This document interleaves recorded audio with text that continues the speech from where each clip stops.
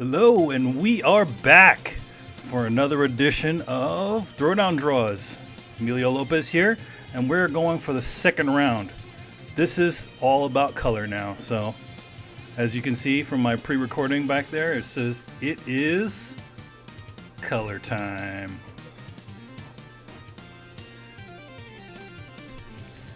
So, welcome back. So last time we were on here, we had I did the drawing, did the initial drawing, clean drawing, and then I did my inking, and then now it's on color. If you notice that the aspect ratio of this version of the stream is actually a little bit larger than the last time, it's because I'm actually recorded this while I was in Seattle during the Contra Road Corps event. Literally after the first day of doing practice, and we went into do the show, I actually went back to after everything was done, went back to my hotel room, and I recorded this and painted it up. So yeah, you're going to see all of that right now.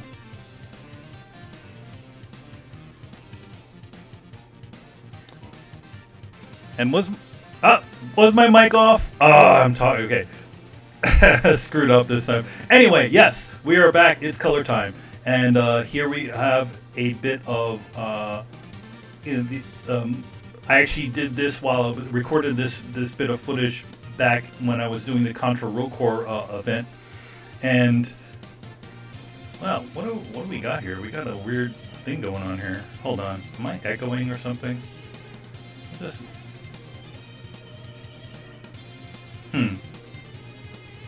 Hold on. What do we got here? Hello. So we got okay, so let's remove this one. Sorry, I'm having a little bit of technical difficulties on here. So you're probably getting some sort of funky echo or something. So let me.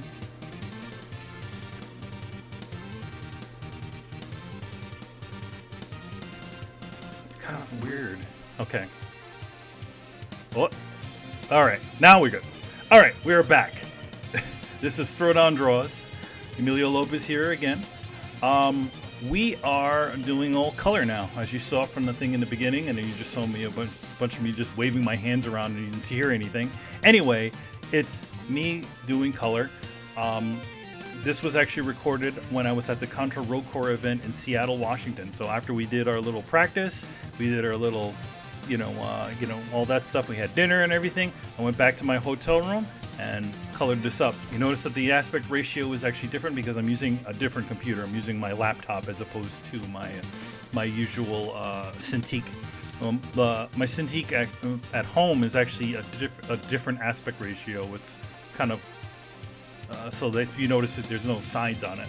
So now you get to see a little bit more on the sides and all that good stuff.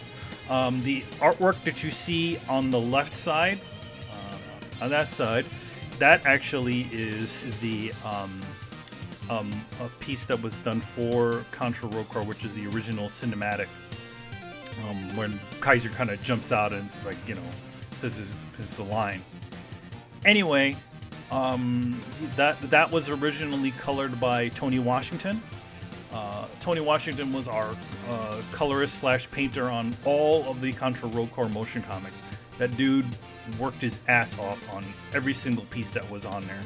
Like, I do color for, one of my many jobs in the industry is doing color for comics, and just amazed at all the work that guy did on that original, on those motion comics, going from the game motion comics all the way over into the online motion comics.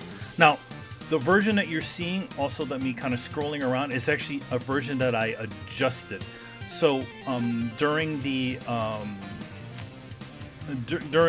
when we were in the process of doing the finals on the shots for Contra Road Corps motion comics, we had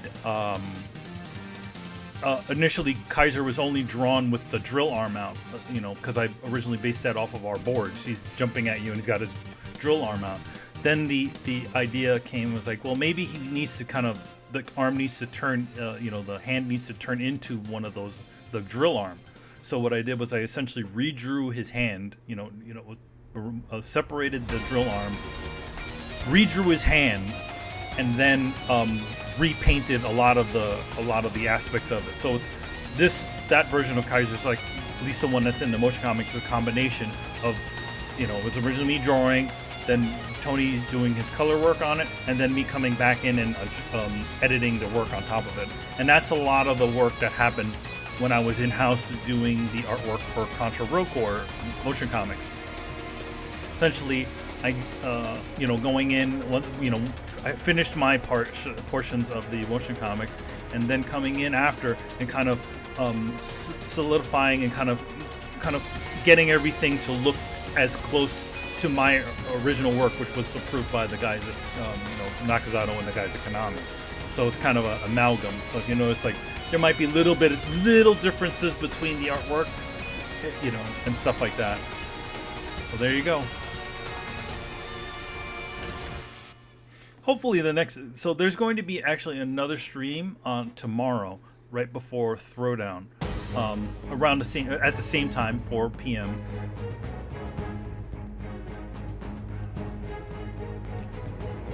And that one will go a little bit more detailed into some of this thing. So yeah, right now I'm doing my flats. When you do, at least what I do for coloring is I essentially do a flat color pass. Everything is just hard lines. So what you can do is you can easily select the different aspects of it. Most people who do flats don't actually color them the color that they're supposed to be, because all you're really doing is just getting your colors filled in. So it doesn't matter what color it is, because it's all going to get changed eventually. A lot of times in the comics industry, what we do is, especially with color, is we'll hire an assistant, like a flat colorist, to come in and just essentially fill in everything up, make sure everything's in the lines, and do everything really quickly to just get that separation. And then the colorist will come in and just do the final color of it, do any sort of detail work and all that sort of stuff. In fact, for Excellence, which came out today, which I'll show you, Excellence number 6. This one was actually flatted by a really good buddy of mine named Joe Frazetta. Joe's kind of a long-time guy in the industry. He helps a lot of colorists and a lot of illustrators do their stuff, and he was a big help on that Excellence 6, which I was working on simultaneously at the same time as I was working on the Contra Road Corps motion comic, all of the Contra Road Corps motion comics. So a lot of the times what I would do is I'd send him over a few pages, to work on while I'm essentially traveling in and out of New York City. So that guy was a huge help on that, and I just wanted to give him a shout out. So yeah, what you're listening to is essentially the same track list as yesterday, but what I'm going to do is, at some point, I'm going to hop over to a section that we actually didn't get to hear, because you all got to hear this yesterday, and I want to make things a little bit different.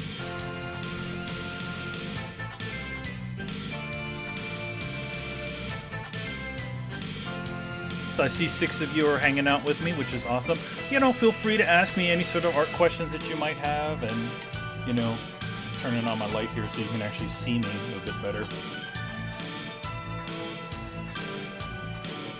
You might notice over here in the corner there's a bunch of books here.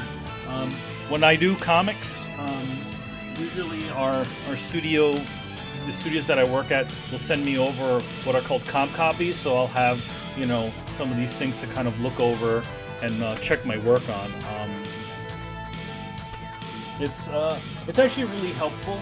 A lot of studios don't actually like to send you their comps, or don't like to send you the comps right away, which it's a little bit disappointing, because I usually, especially when I'm doing monthly comics, it's always great to see how my work turns out and try to make any sort of adjustments for any future issues.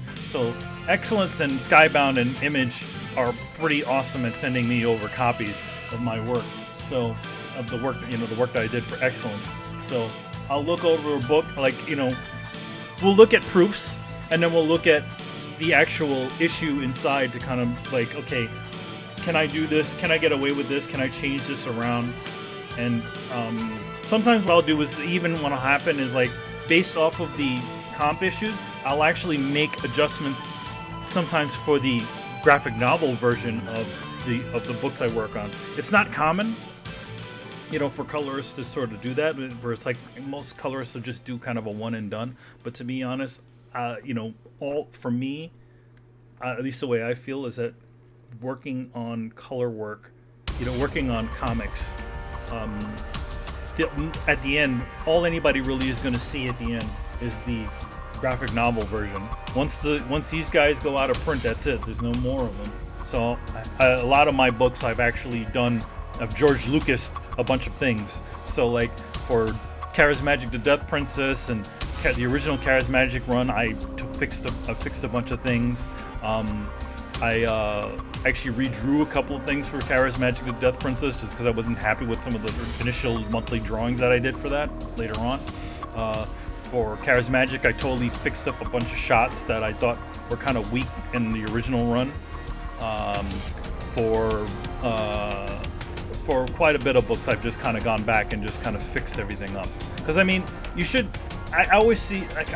the way I sort of treat, like, that sort of stuff is kind of like the way they do in sort of Japan, where it's like, you see that initial run, and then you notice, like, hey, the drawings are a little bit weak or a little bit, don't look up to par, but then you see the graphic novel or the manga version, right, the re-release of it, and then all of a sudden all the drawing just got better. It's because the original creators just went back and said, you know what, we didn't have a lot of time, so we're just trying to get that out. So let's just, clean this up and fix it.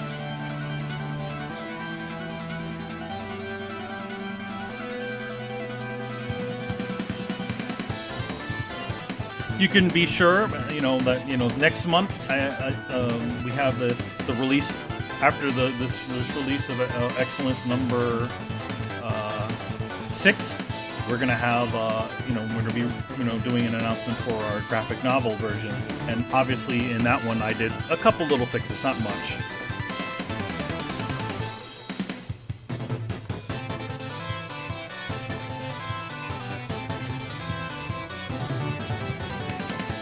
So yeah, me doing flats from the last time.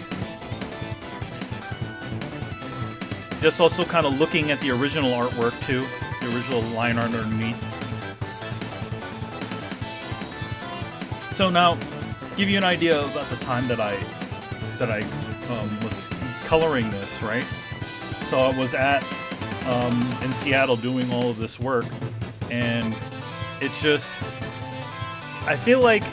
So in Seattle time, it was only like maybe 11 or 10 at night. In real time, and Eastern Standard Time, which I live in, it was like, I don't know, I forgot what is it, 3 hours difference. So 10, 11, 12, like 12 a.m. in the morning, which is nothing for me.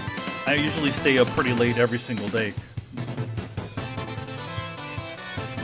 But that day was a little bit different because I also had woken up at 5 a.m. in the morning to get on a plane to go to Seattle, to be there at like 9 a.m. in the morning, so I can do we can go over the show.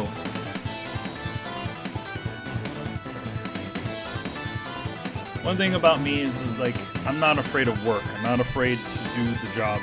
If it means I need to grind and pull the extra hours that I'll do, then I'll do it. It's just the way it is.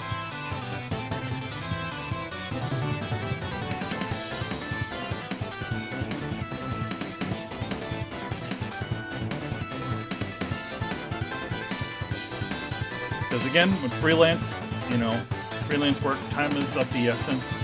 You have to get everything in on time. You have to get everything needs to be right there, because if you don't get it right there, that means that you don't get paid for the month. So it means you need to just pull the extra time.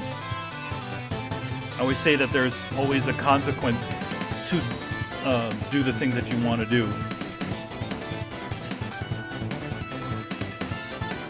Yes, I do use layers.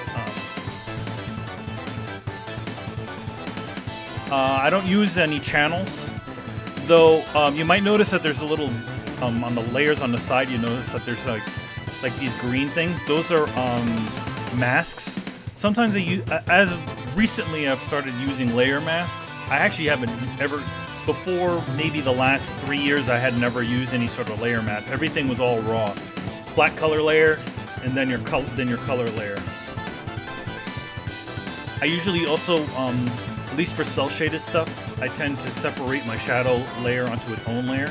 But for this piece specifically, for Geek.com and for a lot of I did everything all on one layer. So it's all going to be painted on one layer. Maybe separated the flat color onto its own.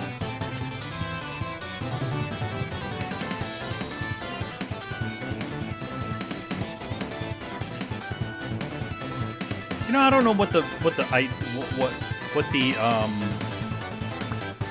thought is on Contra Evolution, but damn, the music is really pretty good on it.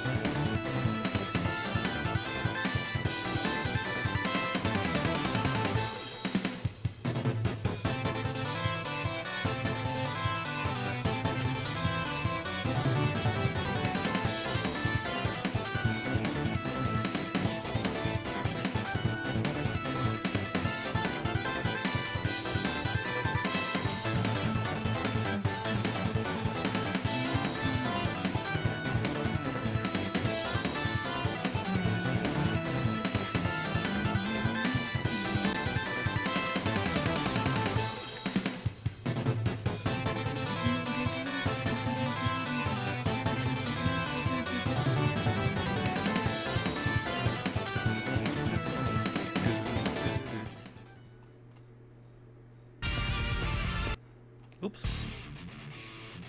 So yesterday we ended off at hardcore uprising. So I figured I'd start at the hardcore uprising. Do I use custom brushes to do color feathering? Actually, no. I'm at least for this version of Clip Studio that I'm running on. I'm not. I don't think I have all of my brushes some of my brushes installed. But the only special brushes that I have are really for drawing. They're not really for painting. So I just use whatever's included within the program.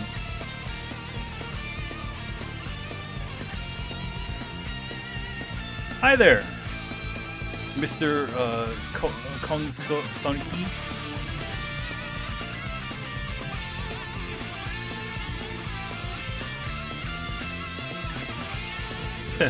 So today the zero punctuation guy reviewed Contra Road Core.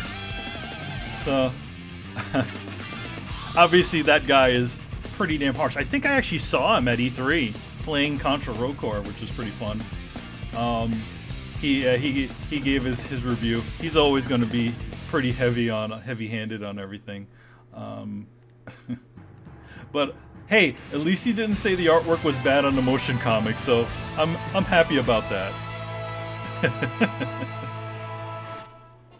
He actually commented that it's like you have this high impact energy on the motion comics, which is pretty. At least I got that one right.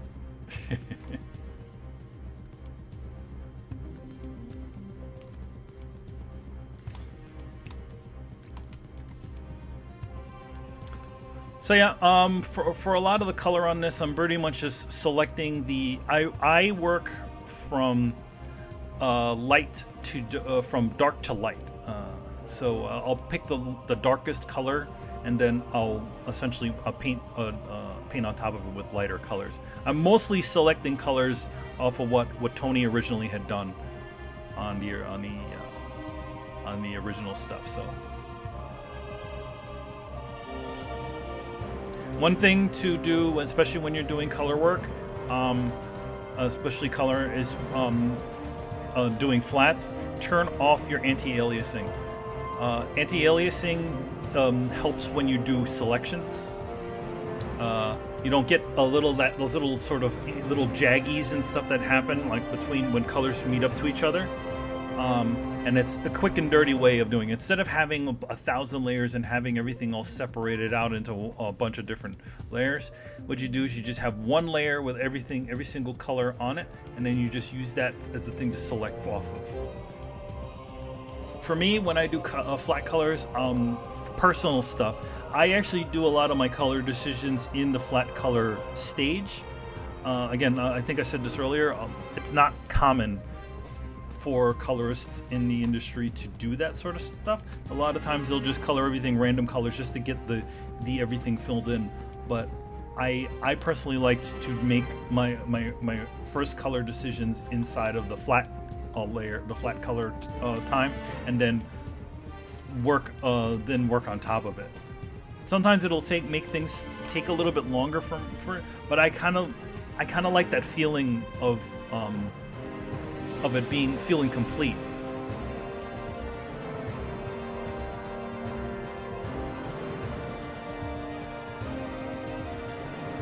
Well, I mean, when it comes to anything, it's like there's always reviews and things like that. People are going to have their opinions about stuff, which is fine. I'm not like I don't treat any of that sort of stuff like negative or positive reviews any different. I mean, because again, a person is going to have their opinion about the things that we work on, and the thing about it is it's hard enough putting stuff out there, right? And definitely hard enough trying to do something new or trying to do something a little bit different. So I look at it. I just look at it as it's like, all right, that's just that person's opinion, and I'm okay with that. So, people. I have a belief about putting things out, and this is it. And this goes for things that end up being very successful, and this goes for things that are just don't do as well. The minute that you put something out there, anything, somebody is going to enjoy it. Doesn't matter what. It may not be everybody, but somebody is going to enjoy it, and that's the way I sort of see these sorts of things. I've worked. I've seen the high. I think I said it on my Twitter. Like, I've seen everything. I've seen success and I've seen utter failure. But at the same time, what is the thing that really matters? It's really the experience that matters, and that's the thing that I always look at. I look at. Despite maybe Contra may not be doing as well as some expected. That's for me that's okay, because what did I pull from it? I got to work with all of my I've said this before. Got to work with a bunch of my friends from the industry that I haven't worked with in 10 years. I got to work on a freaking Contra game, number 2. And then, and I got to do all these different things. I went to Seattle to promote the game. I got to work with some of my longtime friends who work at Konami. That's to me, that's the stuff that makes me happy about it. And I got to do my put out there and do the thing that I the best. And I think, and then also getting to meet guys like Nakazato-san, a guy who essentially I grew up on the things that he created. That is awesome.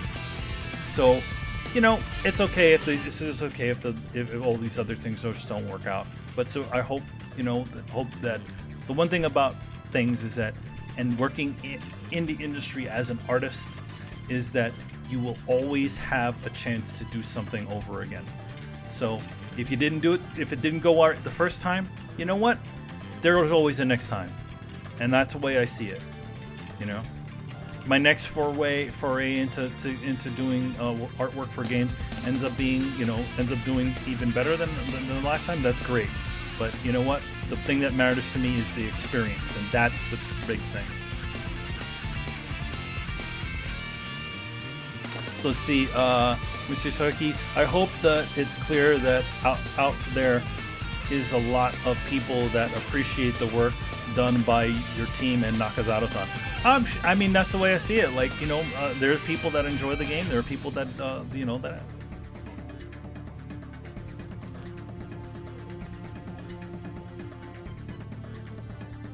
Here's the thing: as much as I would love to see everything that I worked on, you know, do incredibly well. That's all anybody would want to see. But at the same time, you know, it's no reason to get all angry at people for having opinions.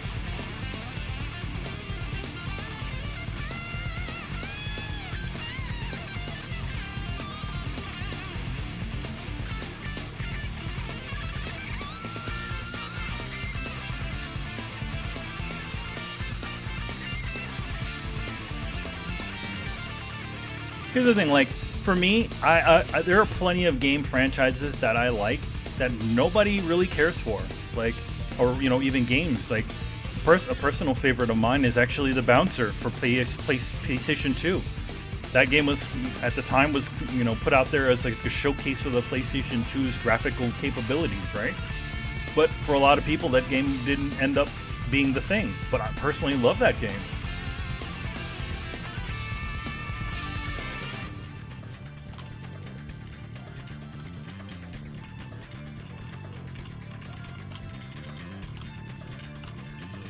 To me, the rest of society, you shouldn't really need to look for somebody else's approval for the things that you enjoy. If you enjoy something that's not unpopular, that's fine.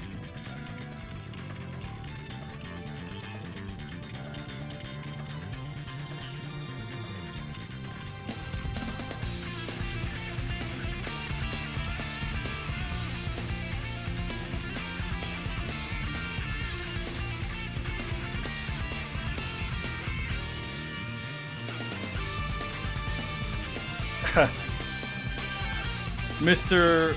Sun Soki says that was an inspiring speech. Oh, thank you.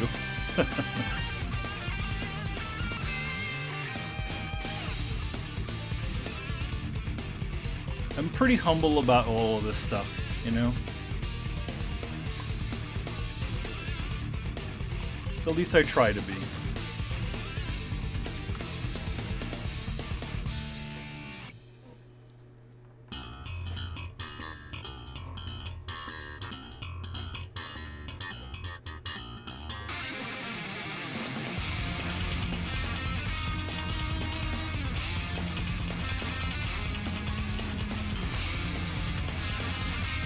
So yeah, what I'm actually working on right now is because all of this is, you know, for those who don't know, this artwork that you're seeing that's being drawn is actually pre-recorded. But what I'm working on right now is actually a page of excellence. In fact, yesterday I was working on a page for excellence as well while we're doing the stream. I think I said this yesterday. A lot of my work is, you know, in the industry is very sort of sensitive. And if I were to show anybody it would probably be an incredibly huge spoiler, and obviously, much to the chagrin of whoever I work for, you know, they don't want you showing all that stuff on there as much as how proud you feel about finishing it. Like, I so wanted to show a bunch of the stuff I was doing for Contra, you know, but I couldn't at the time. So that's why when I did them, you know, at least for a few of them, I actually recorded them so that we can, you know, I can share them with everybody later. So it's funny. I was talking to my, you know, an acquaintance I have in the industry, which is a guy named Chamba, and at New York Comic Con last year. And I was like, you know, when I first started to do streams, and I'm like, man, I was thinking at the time, like, you know, on my own, I was like, man, there's got to be a way to be able to do streams and be able to do my work. And I'm like, oh, wait a minute. What if I actually recorded everything, obviously tell everybody that I recorded it, and shared it with everybody later? So you can still kind of keep a consistent stream schedule, right? But also work on the things that you need to work with while, you know, talking to people live. So some of my Throwdown draws things have been actually pre-recorded stuff so that I can actually work on my day job.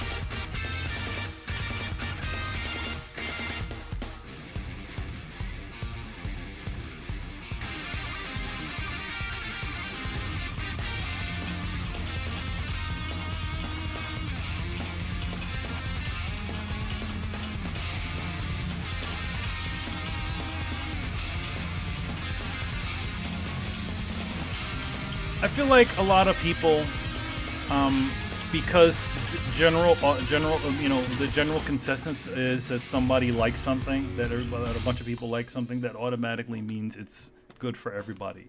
I have a few controversial things, number one, like, I really like The Last of Us, but at the same time, I don't want to go back to that world again. I found that the original game very difficult to play, not because of how hard it was, just because of the world it was in. So officially, like, I felt that the ending to Last of Us is a great way to end off the thing. But now we're coming back and we're telling more horrible stories about how horrible humanity can be in this post-apocalyptic world. And to be honest, I don't want to go back to that world. So I won't be picking up Last of Us 2. But now, if I were to say that to some people out there, they're like, oh, how could you say that? Why?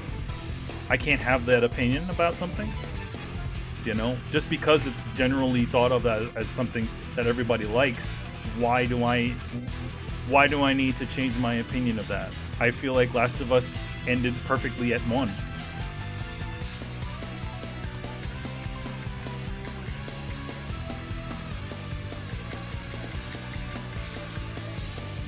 I'll be also the first to say it. As much as I like the new God of War game, I also feel like it suffers from a lot of telling you how cool everything is in Norse mythology, but they never actually let you experience it. There's all these really cool stories that Amir tells you while you're rowing around in that boat, right? You spend 30 minutes or sometimes like rolling around in a boat and then telling you all kinds of fun stories. But it's like, okay, I'm hearing all these really cool stories, but how come I'm not actually playing them? That was my biggest fault with the new God of War game. As much as I didn't mind the big change in gameplay and all that sort of stuff, but at the same time, it's like, why are you telling instead of showing? How come I'm not experiencing all this really cool stuff?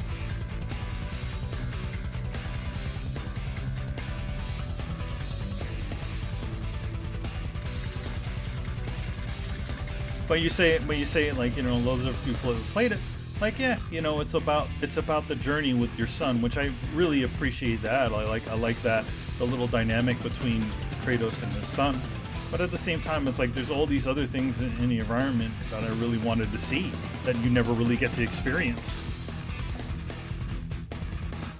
It almost felt like, at least from my perspective, a lot of the aspects of the game were essentially artificially extended to keep in that golden time frame of having a game of a certain length. So it's like, did we really need to row around in a boat to get everywhere? Or is that just a way to slow down the gameplay so that it can somehow load up an area or or make it take a little longer to get somewhere?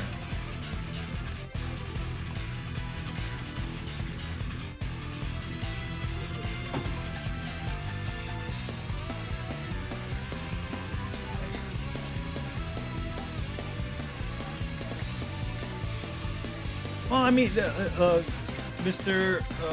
Connie Sony, he says, I think people are just growing tired of negative opinions.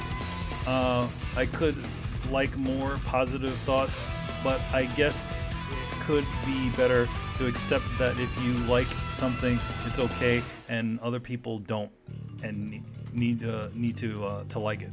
I mean, the thing about it is that, like, negative opinions and hot takes are the order of business. People seem to pay more attention to when somebody says something like, this, I'm not going to curse here, but say it's really garbage or something like that, right? People tend to pay more attention when you use such harsh words on something rather than just saying, something is really good. I mean, granted, though, the game community out there tends to evangelize a lot of things, and then you get a lot of people like, hey, yeah, this is great, blah, blah, blah, and then the word of mouth helps it out.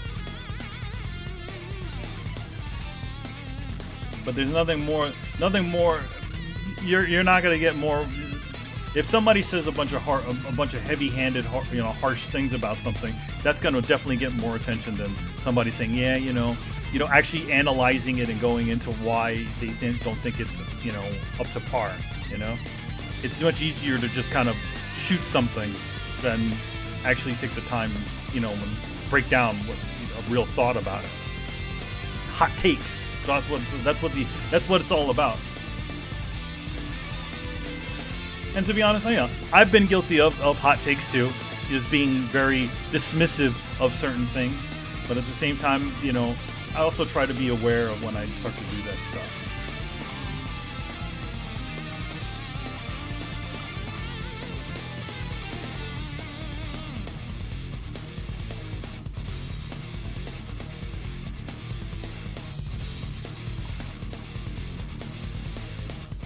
I feel like once you have that sort of, again, like I said it yesterday, it's like once you have that sort of separation of something, right? When you're just commenting on something and not actually thinking about any of the other portions of it, right? And it just becomes raw.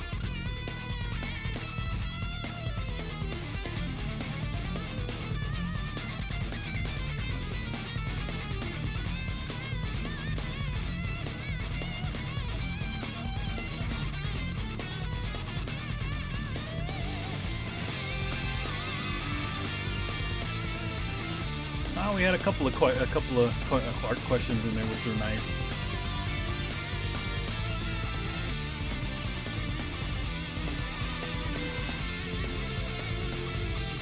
It's funny, the previous guy who was up here asked about channels and things like that. Actually, I learned when I interned at Marvel, I actually learned how to color in channels, and this is 1998 that I was over there.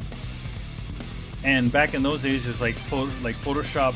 I was like an early version of Photoshop. It was like Photoshop 5 they were probably still using over there. And Photoshop, I think the original versions of Photoshop, they actually didn't have layers in them. You actually had to do everything in channels. And I learned how to do it then. But officially, after I learned it, and after Photoshop 5.5 came out, like I kind of forgot any way about doing that sort of work. I'm sure there's still colorists out there that still do it with channels.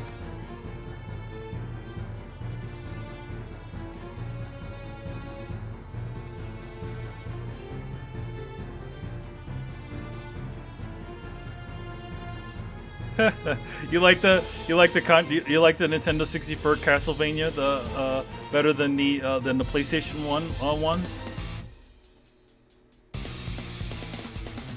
But I also think that sometimes it also depends on the era that you sort of grew up in, like especially when it comes to certain games. Like there are a lot of people that you'll find that there's a lot of people that like games that a lot of the game, especially games that they grew up with, and there's a bit of nostalgia connected to it, and you find that they like those games a lot better than the ones that there's for instance like the Sonic fan base, right? So there's two Sonic fan bases. There's the original side-scroller Sonic fan base, and then there's the ones that came around during the Sonic Adventure era when everything got 3D. So you'll find that a lot of the guys that like the 3D Sonic games don't like the original Sonic games at all, the 2D ones, and want Sega to go back to that sort of game, as opposed to like Sonic Mania.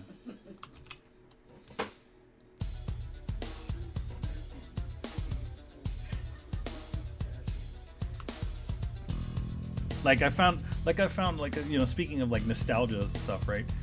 Like I found that there's a lot more people that are more forgiving on the Street Fighter movie, right? The Street Fighter 2 movie, right? Not Street Fighter 2. The Street Fighter movie made with Raul Julia and Jean-Claude Van Damme. So there are a lot of people that grew up on that movie. And when you're a child, you're not very, I wouldn't say selective, but you're not very picky as to something, right? As long as it sort of serves the purpose, as long as it entertains a younger person, a child, they usually are not too heavy-handed on it, right? It's like, okay, I really enjoyed that, and I wanted to see it again, stuff like that. These things don't need to be incredibly great films or great things, but there are people that you have that sort of nostalgia for it. A good example was like when I was talking with like for Tony, right? Tony Polanco, who does our podcast, right? He always talks about watching Thundercats after growing up. So years later, like he had fond memories of watching Thundercats, and he remembered being such a really awesome show. And then he watched it again when he was like in his early 20s, and he's like, wow, that show does not hold up anymore. It's because as a child, you're not really thinking about any of the portions of it. You're not thinking about acting. You're not thinking about all that stuff. You're thinking about whether it serves that purpose of entertaining you. So he's like, yeah, I watched it again, and I wasn't happy with it. I find that like certain things hold up after you're an adult, and then some other things that they don't. But there's also still that nostalgia for it, right?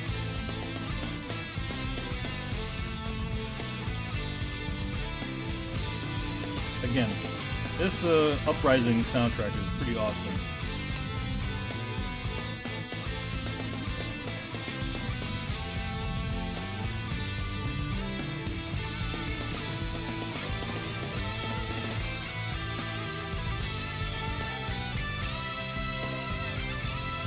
I mean, it's at least for like the. I noticed that like once they, especially when it came to the 3D Contra and then the 3D Castlevania games, like I think once they stopped working. They got a little bit afraid of them.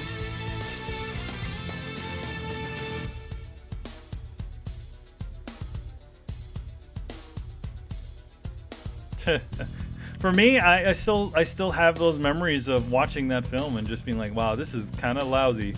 I mean, I can watch it and just laugh at it, but I've never, at no point did I ever think that movie was ever good. But there are people out there that just love that movie.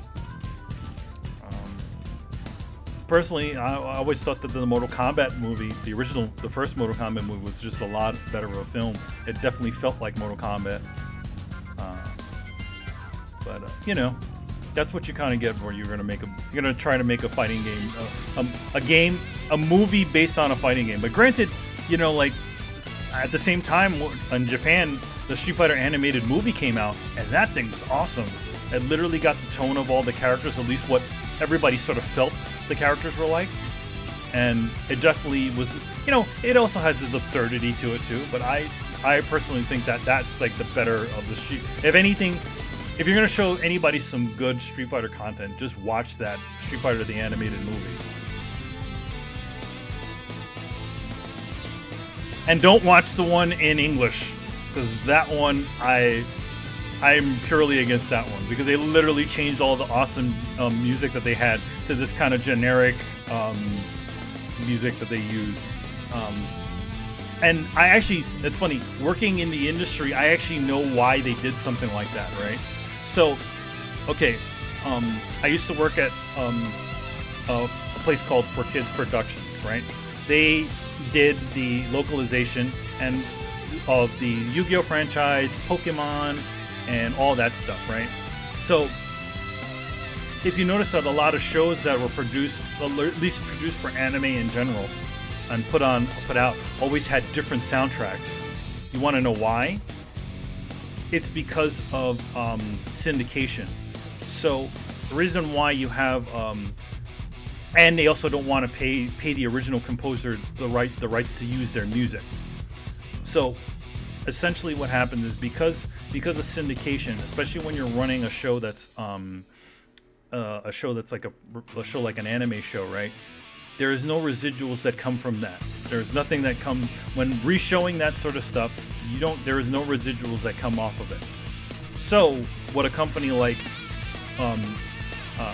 Funimation or For Kids at the time would do was they would compose new music that they would own the rights to, and every single time that thing would show, it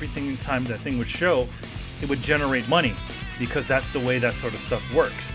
If there's some portion of it that has been made within, the country, these companies can collect money off of the re-showing, the re-syndication of those shows or any of that stuff. So, like Dragon Ball Z, if you remember, back in the early 2000s, all of a sudden all the music was all different and everything, is because Funimation probably didn't have the money that it took to buy the original, the rights to the original music from Japan, as well as they didn't want to pay that original composer, for the usage of their music, because they can't generate any music, any money from the syndication of those shows. Complicated.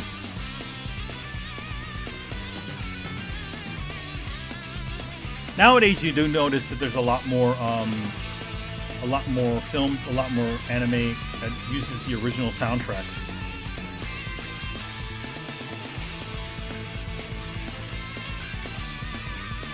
Because anime nowadays is such a big industry, and in fact, nowadays you manage to be able to make,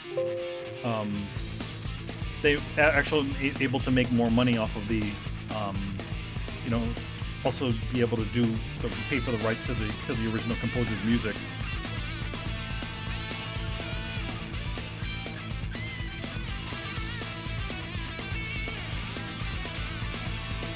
I think also you could do. I think you can generally do a Street Fighter film that, a live-action Street Fighter film that's actually good. Obviously, when you're using actors, they're not going to look exactly like them, which is fine. But I feel like I think it can be done.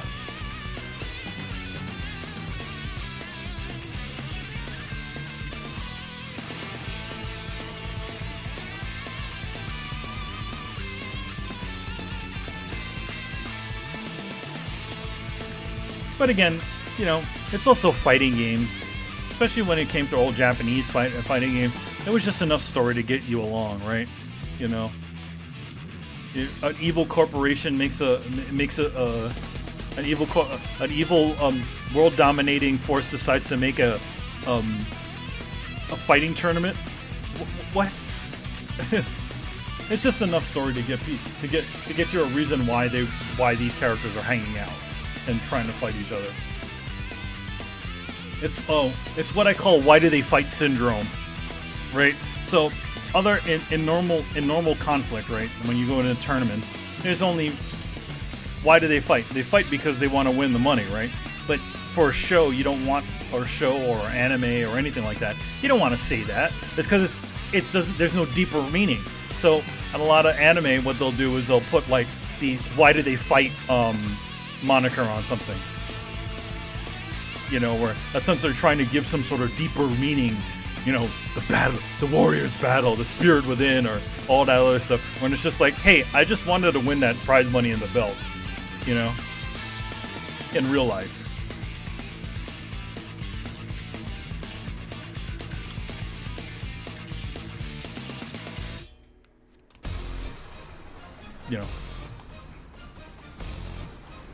I wanted to show my mettle against the odds. Probably just I just wanted to win the money. I'm good at fighting.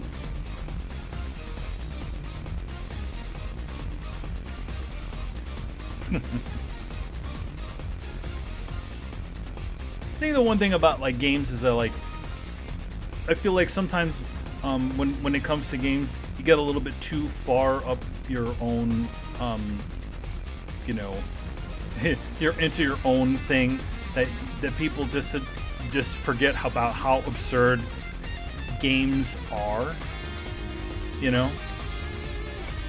because what it really is it's just a distraction, right? It's mostly a distraction to get you to forget about a little bit of your day or whatever, a little bit of enjoyment, like going to an amusement park or something like that. Sometimes you don't need these sorts of deep stories to get you across, Sometimes it's just about the gameplay, and I think that's what a lot of the online gaming is right now, which is more about it's not so much how you get there, it's more about the day-to-day moments that you have playing the games. And for me, I personally like a lot of games with with narrative to them. It doesn't need to be, it needs to be good enough, right? But I find that especially when my schedule starts to get really sort of heavy, when I work on things, I find that I'm a little bit not. I find it a little hard to play narrative games. You know, like sometimes I'm getting off at like, you know, after 12, you know, finishing off some work, and sometimes I just don't want to deal with the whole rigmarole, or having to deal with a full-on like really awesome story. And sometimes I just want something with some nice gameplay to kind of occupy my time a little bit, to kind of decompress. And I think a lot of people use gaming for that, or just to kind of get themselves, you know, just kind of just let off some steam after a long day of work.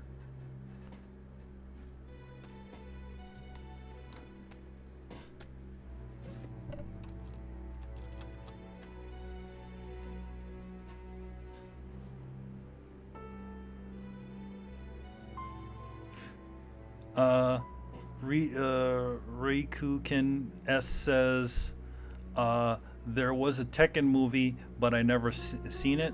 I think Tekken has a cool story with the Mishima family and Demon Gene's stuff, but again, characters are a little bit too crazy for a medium budget movie. Funny thing is that the Tekken movie, no, it was actually the Dead or Alive movie. That thing is stupidly entertaining. It's a lousy film, but it's like you're amazed that they kind of went for the silliness of the franchise. You know, like just letting it exist. It's like, all right, there's a tournament on an island.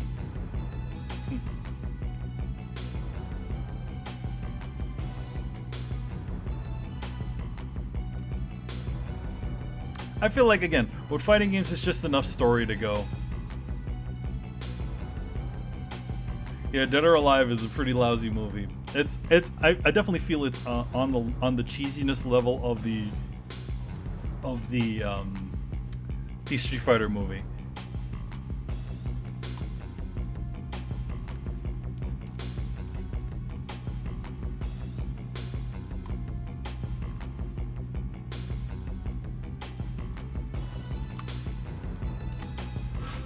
Welcome.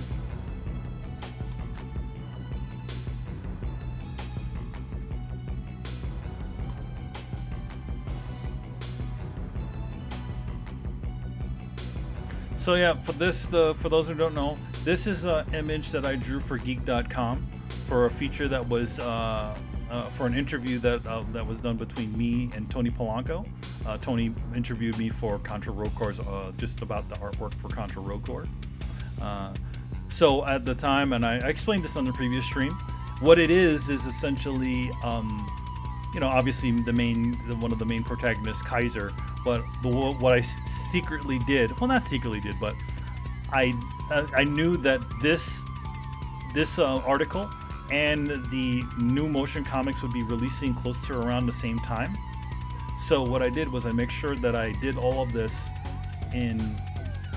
artwork, you know, made sure that this artwork that I was doing kind of looked similar to the motion comics that we would be releasing, you know, prior and after the Contra Road Corps video game.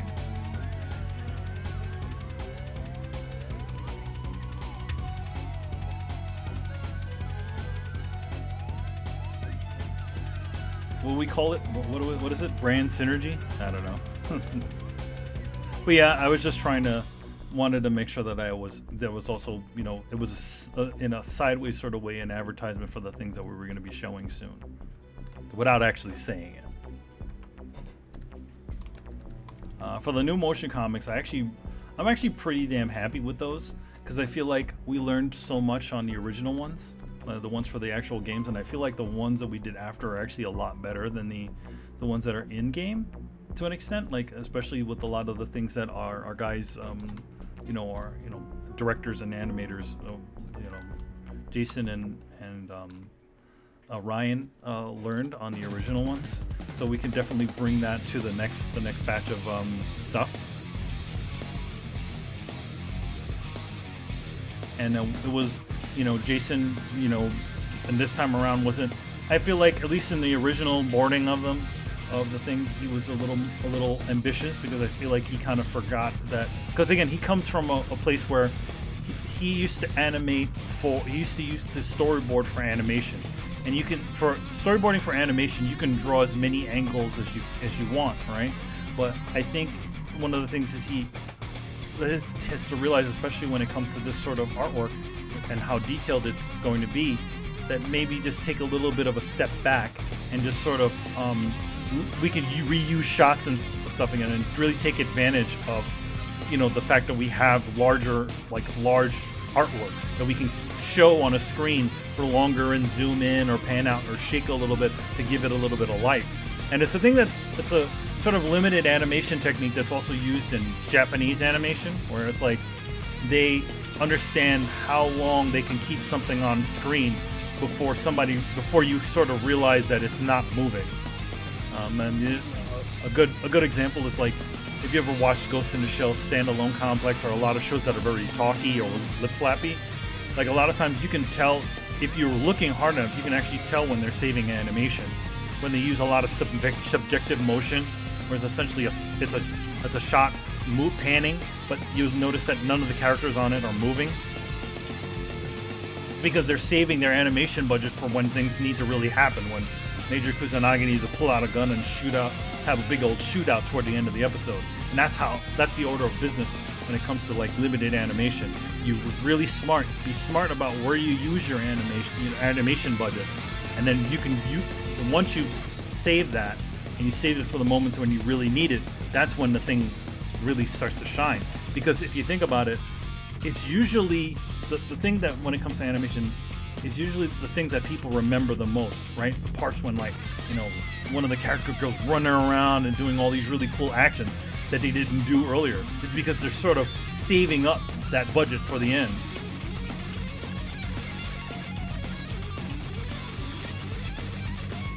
Yep.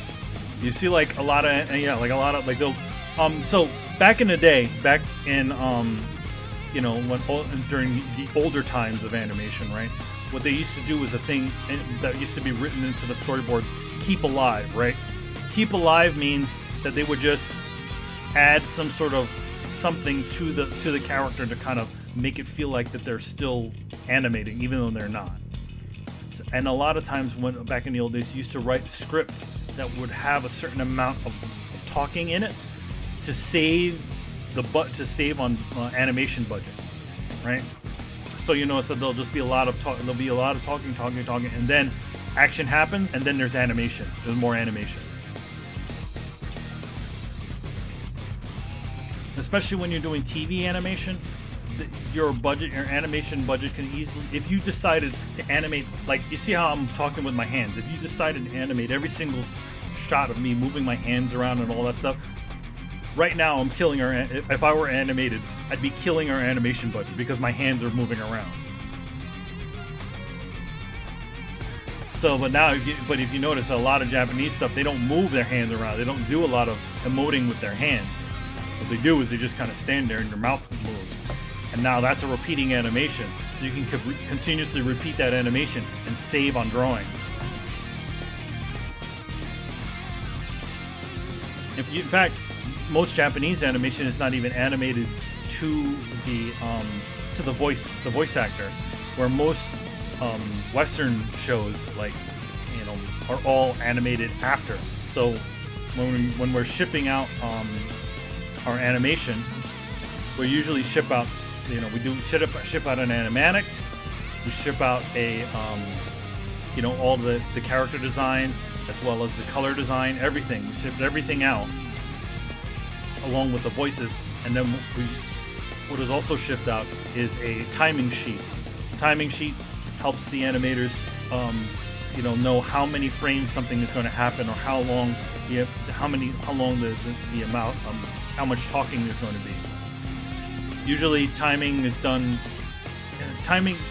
usually done in you know, done where the animation, you know all the pre-production is done, you know, done based off with the animatic.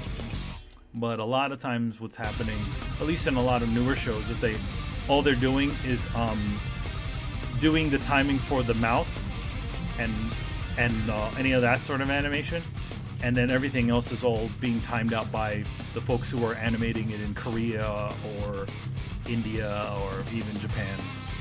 I don't think Japanese companies are used too much for animation much anymore.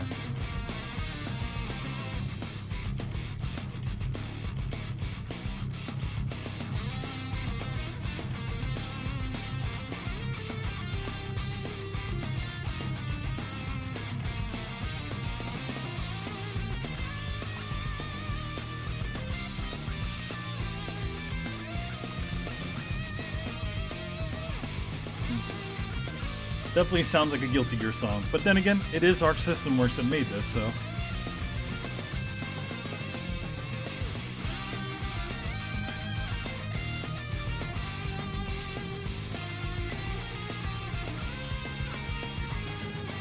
I'd love to see a recording session with the guy who does a lot of their music, the same guy who does all the Guilty Gear games.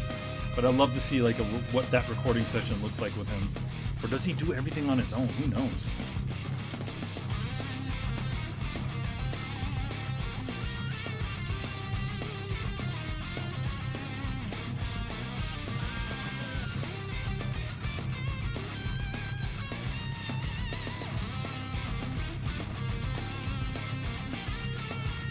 One of my favorite things to the Guilty Gear franchise is pretty much the awesome like heavy metal soundtrack that these games have.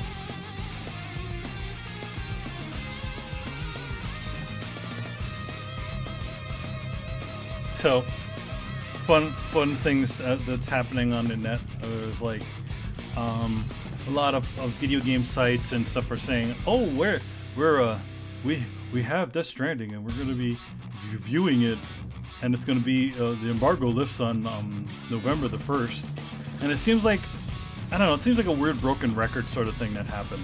Like as soon as one of them announced it, every single one of them decided they were going to do it.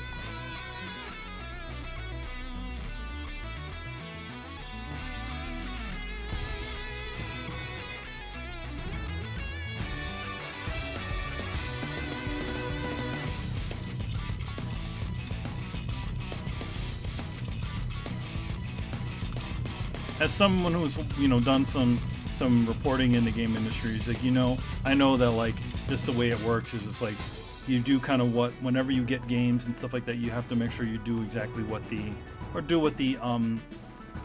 people that who provided you with the copy asked you to do. So it's like if you want to continue to get more games in the future, you obviously you don't want to ruin that sort of relationship that you have with a company, right? So what you do is you make sure you keep on the embargo, and then you make sure you don't say nothing about it, to anybody.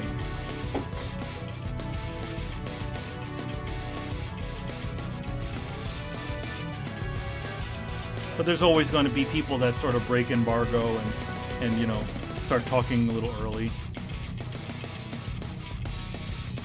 And that's officially how you sort of get blacklisted from you know, receiving copies of games and stuff like that.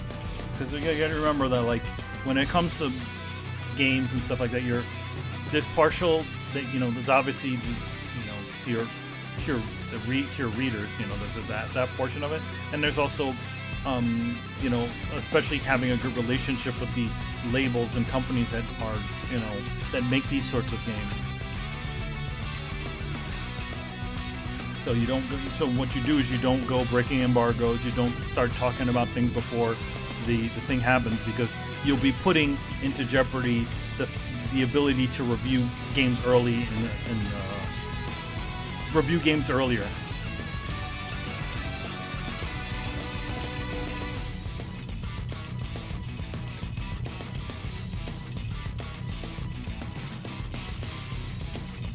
So right now on this I'm actually going in and doing Kaiser's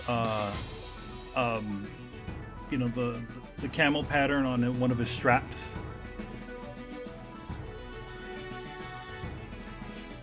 Tony, when he colored the Contra Road Core motion comics, he actually didn't color in the straps. Like, he actually didn't do the camel pattern, like paint in the camel pattern onto the straps.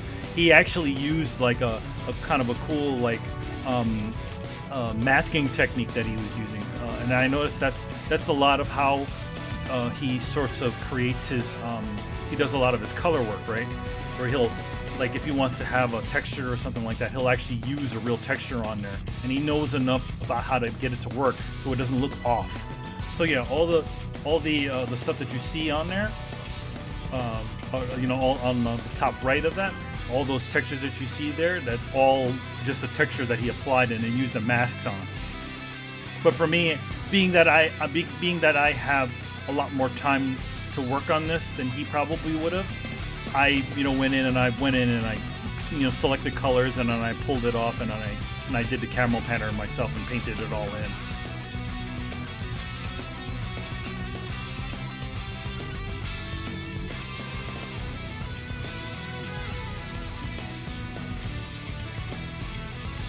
Ryuki Ken says, do you have a favorite video game artist?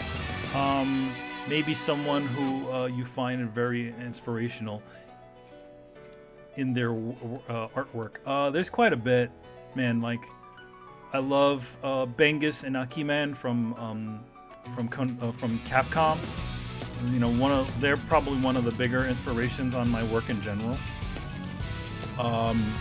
I'm gonna say, obviously, Yoji Shinkawa, an amazing illustrator and designer. I just love his sort of kind of minimalist, sort of semi-realistic style that he's got, with a really nice contrast to it. Let's see who else. You know, Tetsuya Nomura, another really great illustrator / designer.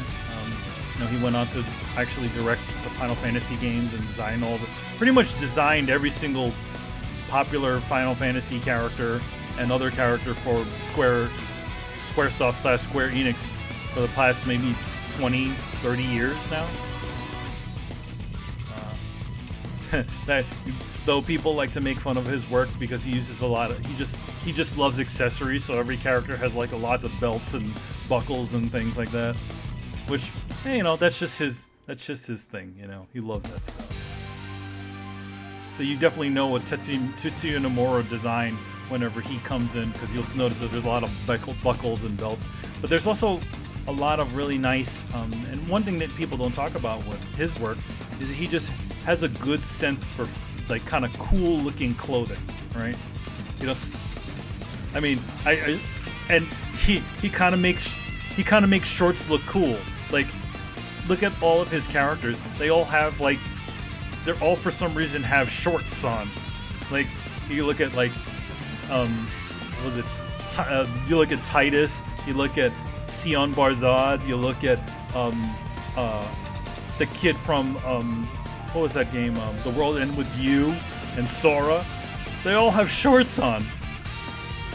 And they look cool. They got these cool looking baggy shorts on, and they got these cool watches and like headphones and things like that. He's a guy that knows what kind of stuff, you know, what looks kind of fun.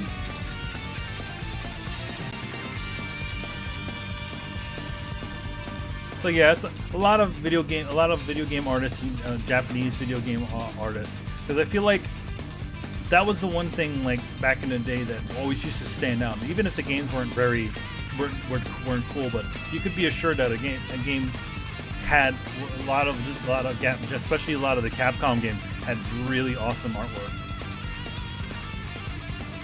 Senshi, another Capcom artist. He's a guy who I think he designed the characters in the Street Fighter animated movie. Just a really cool, like, you know, just really cool looking characters. Even kind of took the really kind of lousy looking ones and made them look good too. I don't know, I feel like, you know what it is for Nomura, it's like everything that's kind of cool, you know, kind of also gets eventually people just start to backlash against it.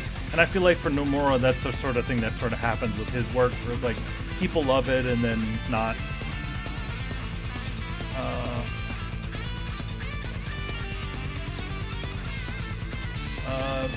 Mr. Coney Sony says, one illustrator that I admired is Tom Du Bois, the man that drew the retro back cover for Contra Roll Course. Yeah, Tom Du Bois has got a really cool, just an amazing painter. Like I couldn't hope to get, you know, come close to some of the funky work that guy did, and especially like when they kind of let him go off the rails and just do really fun stuff. I mean, some of it's just really wacky, like especially the one which I'm glad that they kind of let him just have fun with it, with the Contra Road Course stuff. So, you know, fun little backstory on the Tom Du Bois cover. I mean, granted, I didn't get to see much of it, but so when he initially got the job, and they asked him to do it, he was actually doing the art, the artwork for it, like very close to what I did on the motion comics. Like he was essentially drawing them very close to the way I sort of did it. So there's an older version of the cover or the thumbnail of it where it looks very close to what I did. And then you know, our guys, you know, the guys at Konami like told him like, no, we don't want you to do what this guy's doing. We want you to do what you do. And that's when it got really kind of nuts from what I hear. Like he really kind of went off the rails and got really kind of funky and with everything. But yeah, initially, there's one version of the cover that he did that looked very close to the artwork that I was doing for the motion comics. Which I'm so glad that they just told him, no, do what you do. And I'm like, that's perfect. That's because I think that's what sort of gives its character. You know, one thing you remember about all those old Tom Du Bois covers is just how kind of wacky they were. Especially the later ones.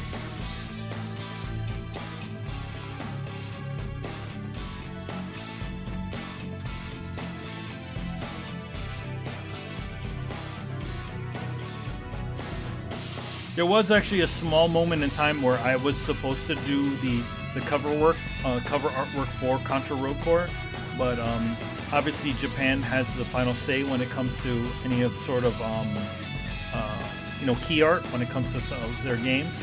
So Konami Japan felt that it'd be a lot better if they just went with a more CGI cover.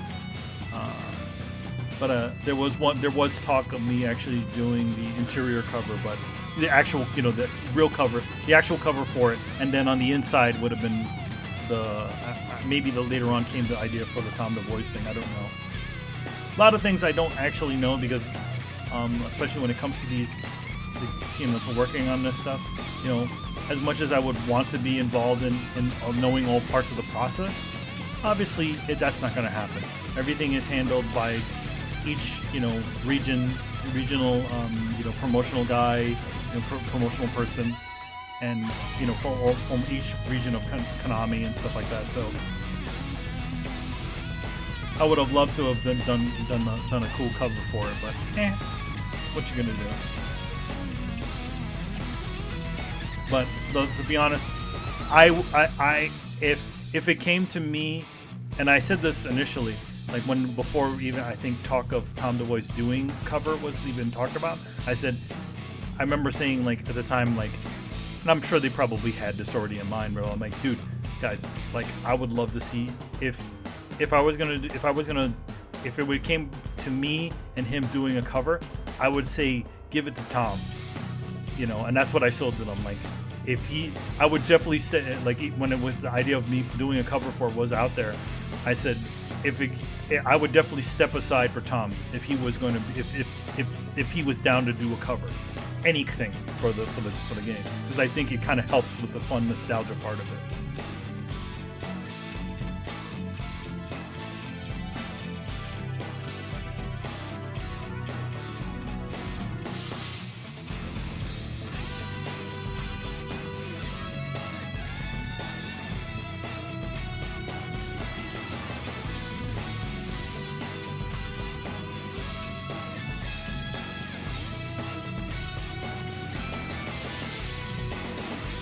So, Rikyu Ken says, I'll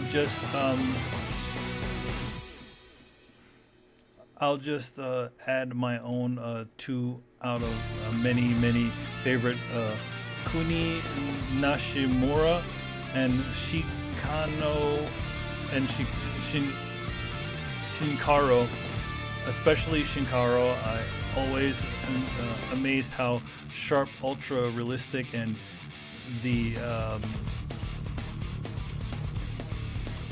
some of the time anime his art looks. Wish there was a video of the process of how he draws, but I guess it's a secret technique.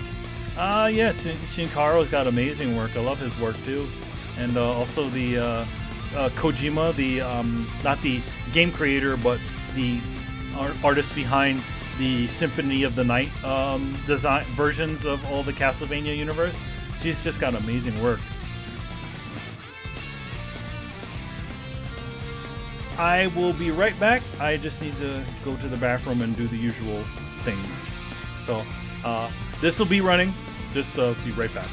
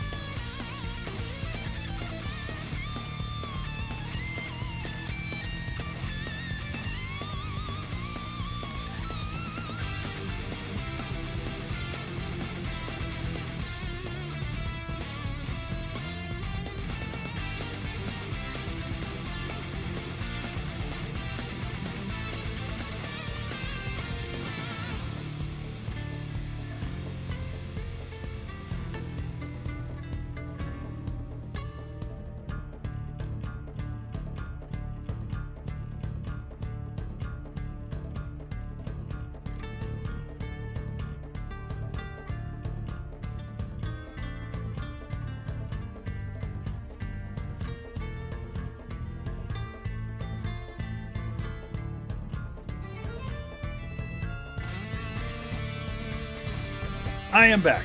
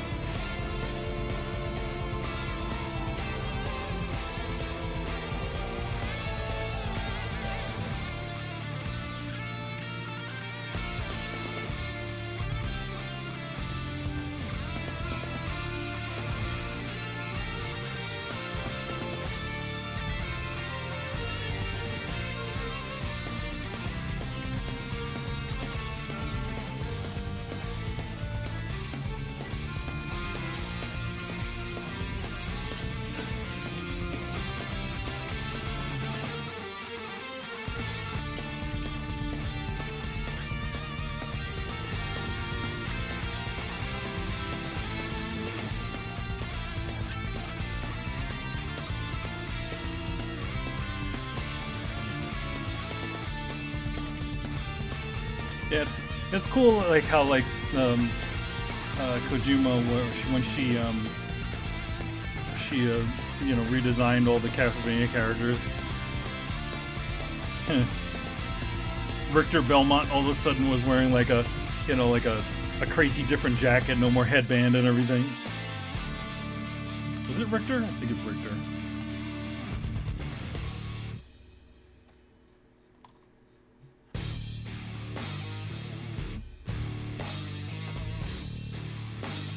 Yeah, it looks like I'm, you know, initially, you know, finished pretty. So, whenever I do painted and color work and stuff like that, I don't actually work too much. I try to work around and work on almost every single part of it, rather than just kind of focusing in one area.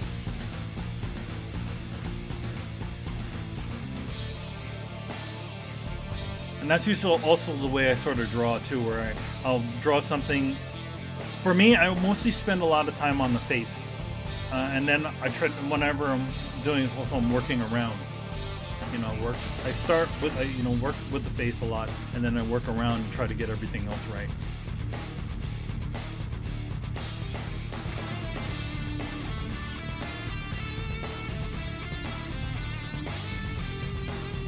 Because the one thing to know about, like, just in general, like just the way people's brains sort semi-work,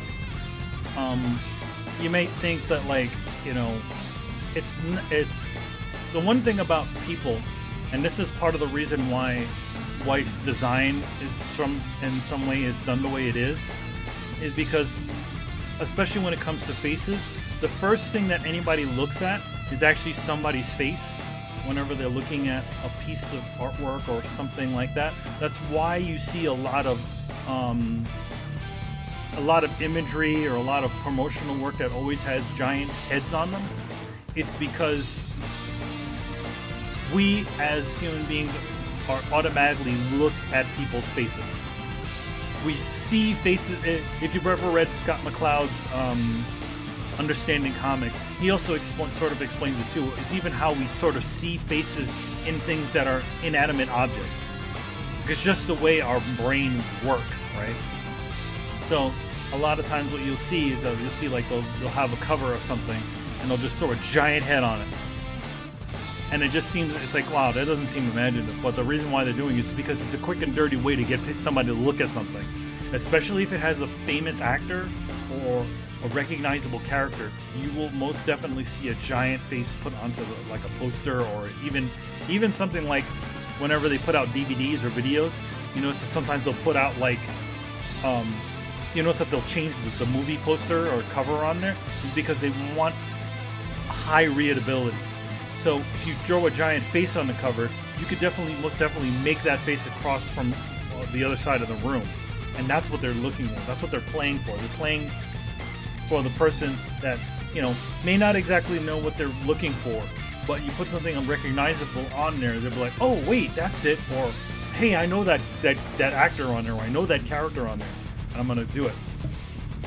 But I do feel like a lot of times what happens is especially when it comes to that sort of quick and dirty way of attracting people, it also just it ends up being boring and dumb. It's only really done because it's an easy answer to that question. Even the things nowadays, like if you ever looked at a lot of the work for the stuff for Death Stranding, right? It's these giant heads, and I'm like, at the same time, it's like, as cool as it is to see those graphics, to see how well they can render Norman Reedus' face, I wish that it was a little bit more visually complicated. I wish that the cover of Death Stranding was that really awesome looking movie poster that they put out not long ago by this one artist. I feel like that's a more interesting statement than just giant head. But the thing is that, like, Kojima and especially a lot of people like that usually it's marketing that has a say as to those sorts of things, what goes on the cover of a thing, right? They probably say to him, like, hey, listen, as much as you want to put this thing on there, if we put a giant Norman Reedus head, the most recognizable thing on there, people will be more attracted to it. And that's just the way the marketing goes.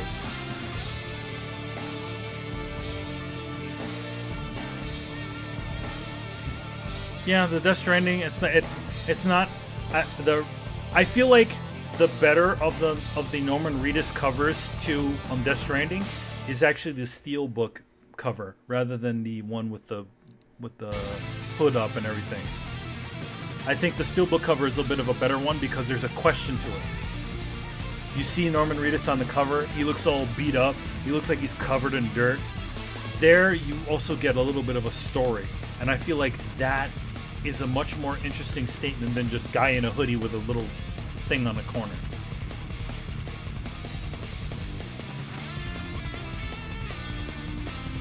And even then, it's just a giant head on a cover.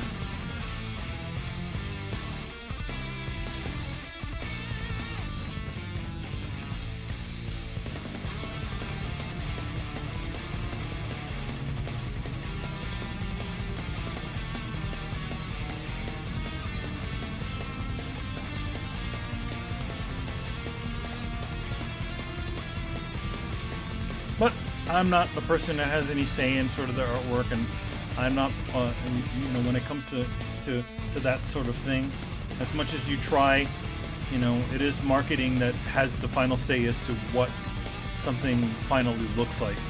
I'm just lucky that at least for Contra, at least for any of the promotion outside of, the promotion as far as Gamescom and E3 and all those things, I was so lucky that they liked the people who were setting those things up really enjoyed my artwork and thought it was cool enough to blow up to like 50,000 feet to stick on a giant display. I wish I could have seen that Gamescom booth. And there was another one too that they did. I wish I could have just to see a lot of that stuff. Because again, I've done this stuff for years. It never gets old seeing your stuff blowing up to like larger than life.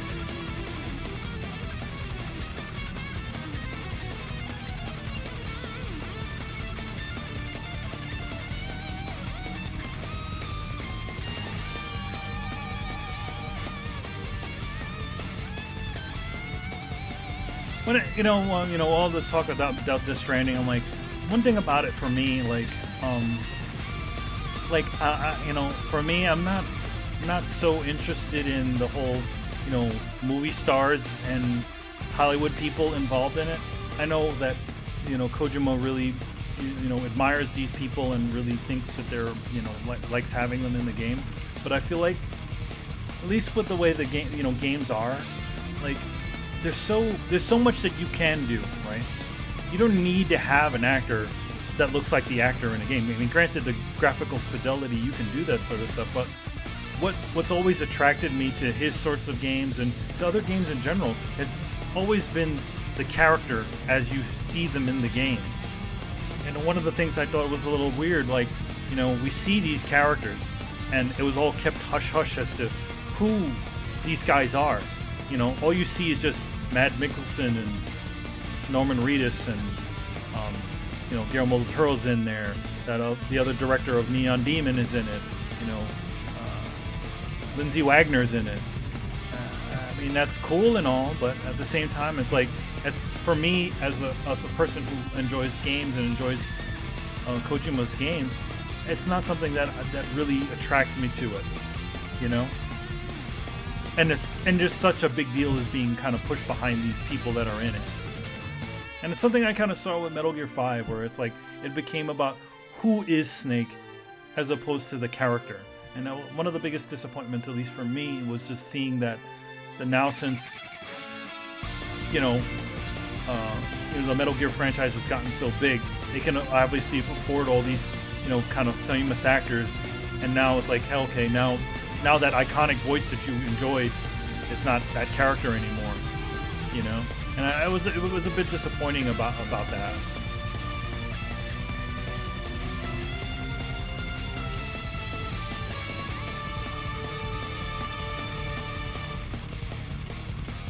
But again, it's like, it's not fully our decision when it comes to these sorts of, you know, when it comes to games and stuff like that as fans. Obviously, you know, there is the accepting of what they do as a creator, and a lot of times if they feel like, hey, I want to change out all the actors, they can do that if they feel like it. And I you know, I say I did and still enjoyed Metal Gear 5 quite a bit. But I also feel like it just felt like there was something missing, especially when it being the last game, where Snake doesn't sound like himself anymore.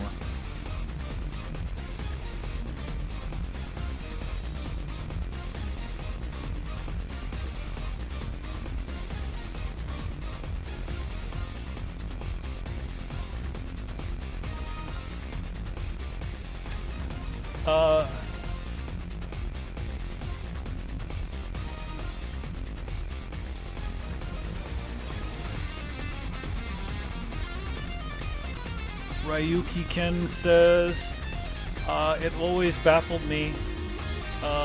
When sometimes in pre-PlayStation 3/Xbox era, regions would get wonky looking 3D render instead of beautiful artwork made by a Japanese release, for example.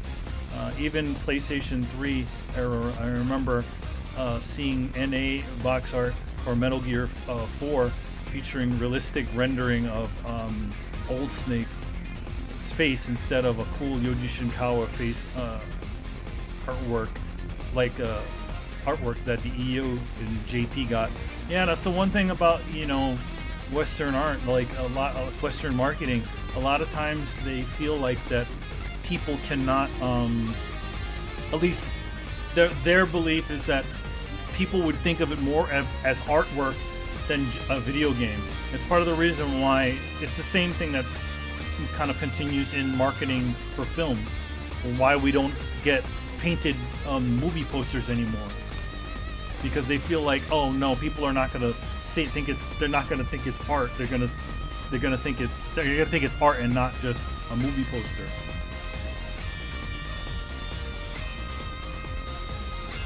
You also got to understand one thing about just a lot of art created for the masses. A lot of times they're sort of playing toward the lowest common denominator, and they think that a lot of times, you know, some marketing places think that people are not very smart and they can't get beyond the fact that something, you know, more, you know, essentially giving them no guessing work, no work cover. But I believe that, like, when it comes to art, that it also, you know, especially when it comes from stuff like that, it also should be there should be always a question with it. There's always, to me, there should always be like a question provided by the artwork that's, you know, created for something that's on the cover. It's the same thing, like, comes from comics, it comes from doing illustration covers and all that stuff. You always want to have that question, what is going on here? Why do I need to pick this up? And you have to be able to say that on the cover. Throwing a giant head on there doesn't say anything. And to me, I mean, at least for me, to be honest, when you talk about a guy like, you know, Mr. Kojima and his work, I feel like he should have be able to, on his covers, be able to show that as well. Give that sort of question. Why should we be playing Death Stranding right now? Why should we be interested? You know, rather than it just being playing a Kojima game, but something beyond. What about those guys that don't know who Kojima is? I mean, granted, I'm sure there's not a lot of people that don't know who he is. He's probably the most recognizable figure in video games nowadays, right? But at the same time, I feel like there needs to be something that's just beyond a Kojima game that gets you to sells a game to Joe Blow who doesn't know who Kojima is, right? And is that idea having an actor on the cover? I don't know.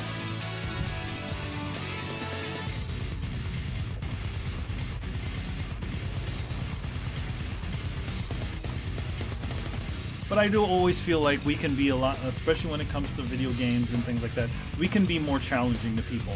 I think people in gaming, a lot of people in gaming are quite smart and can catch something when it's there. But I think a lot of times, but now I almost feel like maybe, that a lot of this kind of going by the wayside, especially with sort of digital work, where like we're going now people really don't see a cover anymore, or just see a little bit of a glimpse of a cover, because a lot of people are buying things digitally now, which is a little disappointing to me, because but then again, I'm kind of an old hat sort of guy. I still go off to the video game store, or I go to the local department store, and I still go pick up my games. I mean, to be honest, that's part of the experience, getting out there and I'm sure you guys have it too, where you waited on a line, right, for one of your favorite titles, and got to meet some people on the line and got to talking to them and kind of geek out with them. And I feel like a lot of that sort of thing kind of gets lost nowadays, since everybody's like, or just pushes a button, it instantly takes all your money, and then poof, it eventually appears inside of your console.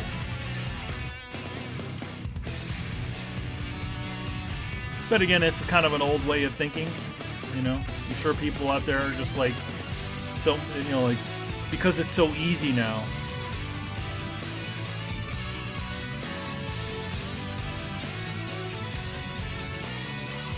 But as long as they keep making games, as long as they keep, putting it out there, I'm gonna keep picking them up,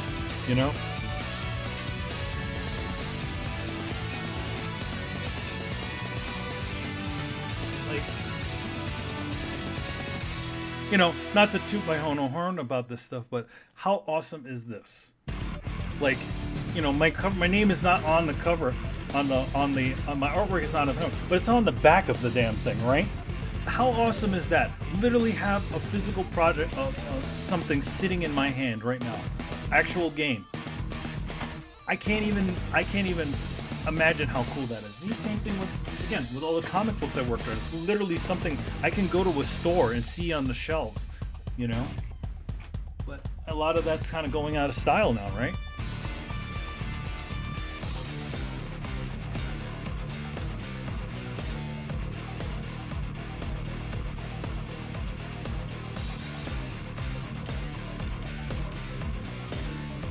There's something, no matter how long I've worked on like stuff from video games to animation to comics, card games, I still get that little, that happiness that like, oh my god, it's actually something that I'm holding in my hand, or I actually get to see it in the store and see somebody else pick it up. That's even more awesome, because obviously I'm nobody, right? My name may be on the cover of something, a comic or something like that, or in 1,000 credits, right? But still, that's kind of awesome to just go out there and to a store and actually see somebody just picking it up, or maybe commenting on this. Oh man, I might have heard about this. I heard, that thing. That's so awesome. Like I went to like the day that that Contra Road Core came out. I literally, you know, because I was down doing some errands, and I just, for the hell of it, went and stopped by the local GameStop, and I was like, ah, that is so cool. Like literally just seeing it there sitting on the shelf.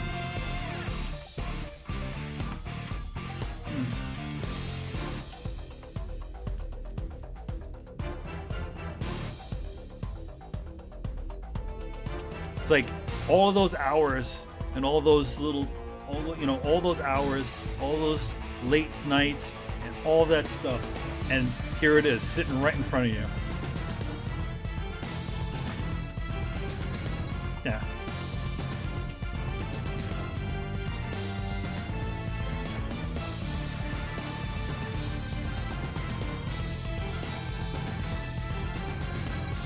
So yeah, if you guys have noticed that there might be a little, there's a code that appears on the bottom. So if you guys are, if you guys like gaming stuff and, kind of cool merchandise, I actually have a code that that shows up for insert coin. It's, it's only for like one purchase, but it's like 20% off. Insert coin, they're really cool bunch of folks. They actually not long ago sent me a really cool like Metal Gear Solid 5 like green jacket. The jacket that Miller has at the beginning of the thing. He's like, they took my arm, they took my leg. That sequence in there, that cool jacket that he's got. They actually made like a replica jacket of that. So they sent me that, and they also sent me a code, and a code that personal code that I can give out to folks. So if you look at the bottom of the screen right now, it's actually coming up. It's Lopez IC20. So yeah, if you go on to insertcoin.com, you can put that code in and you get 20% off of any one of your purchases. It, as I remember, I think it's only for one item, or it doesn't stack or something like that, but try it out and see what happens. Just a really cool little thing. I actually bought multiple things from Insert Coin just in general. Like I bought I bought the Shenmue. There's a leather Shenmue jacket that they have on there. The one that's like a replica of the one that Ryu Kozuki has. Yeah. Yeah, MGS5 has some really cool like merch. I actually have the so I actually have the Big Boss jacket, the one that he has from the end of the game. I actually bought that with money that Konami paid me for some work. So at the time I was doing I like to joke around that, hey, Konami paid me in an MGS5 leather jacket. So at the time I was doing promotional artwork I did a promo piece for an art show that was in France, and they actually paid me to do it. So I just literally used that money that I made off of that project to buy the Metal Gear 5 jacket when it came out from Muster Brand. So it was pretty awesome. So I have both Big Boss's jacket and I have Miller's jacket. And if you saw me, like, if you went to New York Comic Con or see any, like, actually the, what do they call it? The Contra Road Core event that we did in Seattle. If you notice, I'm actually wearing the Miller jacket in that one. One of my rare physical, on-air physical appearance / I don't know, interviews things. Most of the time, that was the other cool thing about this. Like, most people don't really want, like, especially the type of work I do, where, I'm like, 50 people deep into a credits. Nobody wants to talk to me about it. Even for comics, like when it comes to like doing work for comics, my name might be on the cover of a comic, but for the role that I do in comics, nobody really wants to talk to a color artist that they want to talk to. Obviously, they want to talk to the artist. They want to talk to the writer. Even though I have say over the things that, storytelling, say over certain things that I do as part of my role in comic. most people don't want to talk about the crux of why I chose a specific palette or anything like that. Same thing with animation. You know, they don't want to. They want to interview the director. They want to interview the character designer, the people that, you know, at the top, the forefront of these things, not like the later guys. So it was really nice to kind of be that guy for a little bit, with somebody that people actually want to talk to, as opposed to just kind of like, you know, hacking away and then just, you know, just being another name.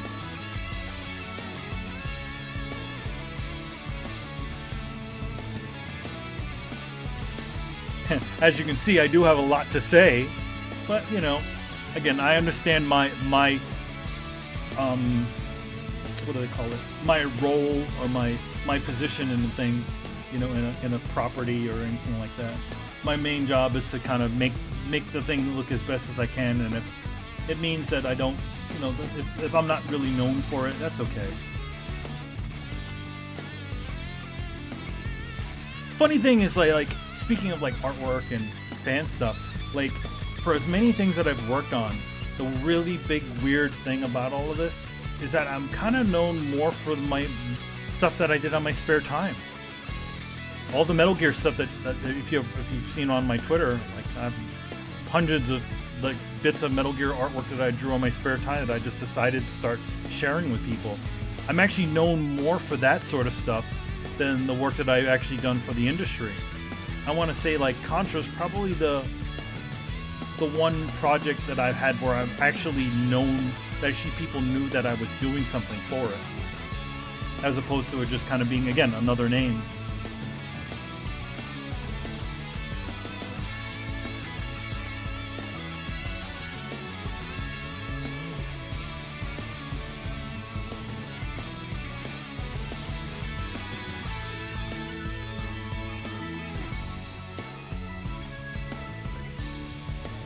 This sounds like a credit song.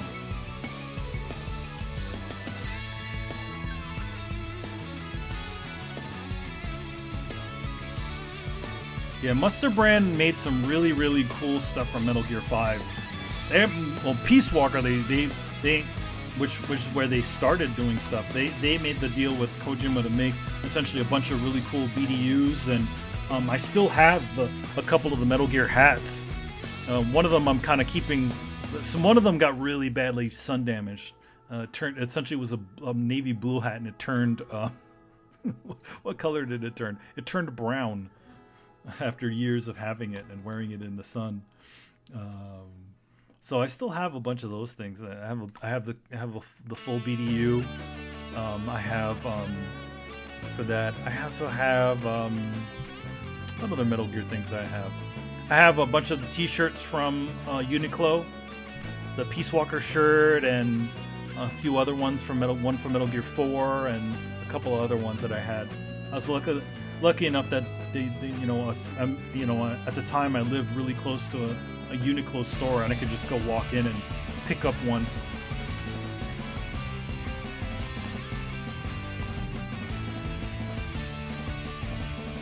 So as you can see, I want to just show you, talk about like the whole scheme of things on this piece.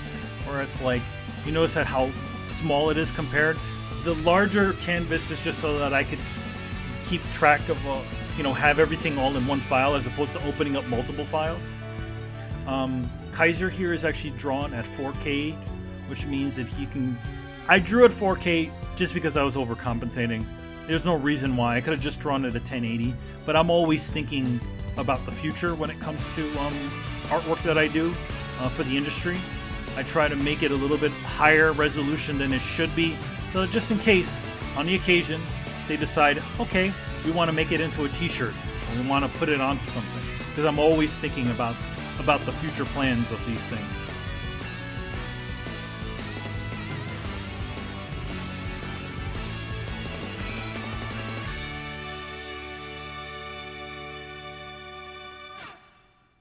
So yeah. I think at one point I on this piece I essentially decided to stop, because I know I'm essentially working on this thing at crazy late o'clock in Seattle.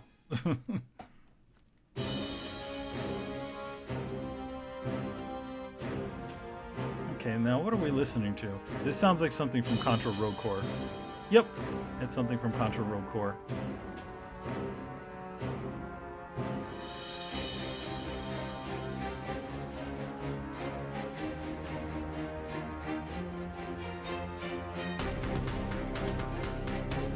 Contra Road Core actually has some pretty cool like tracks on it. Definitely stuff I would love to like listening to outside of it. A lot of it has very Metal Gear feel to it. I almost wonder if maybe some of the former Metal Gear guys have been working on it.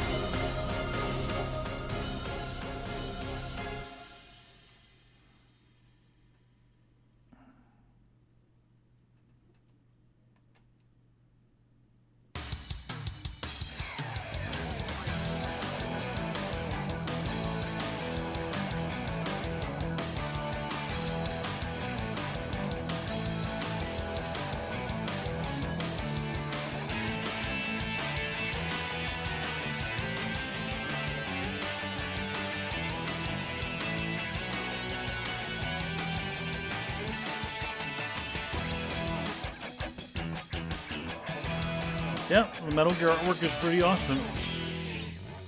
I wish, one of the things I missed on, would have liked on Death Stranding. I kind of wish that we, I kind of wish that there was oh wait, what are we doing? Let me put that back.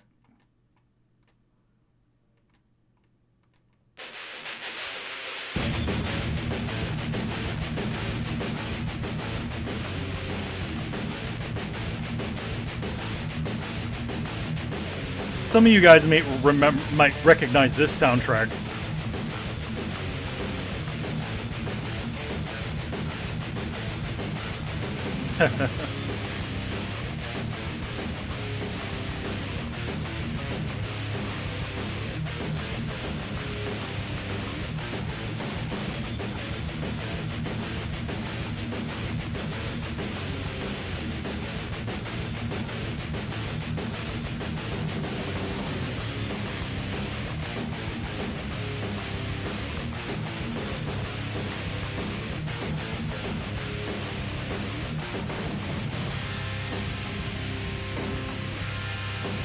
So yeah, some of you may, before I mention this, may notice that like I talked about my book Excellence.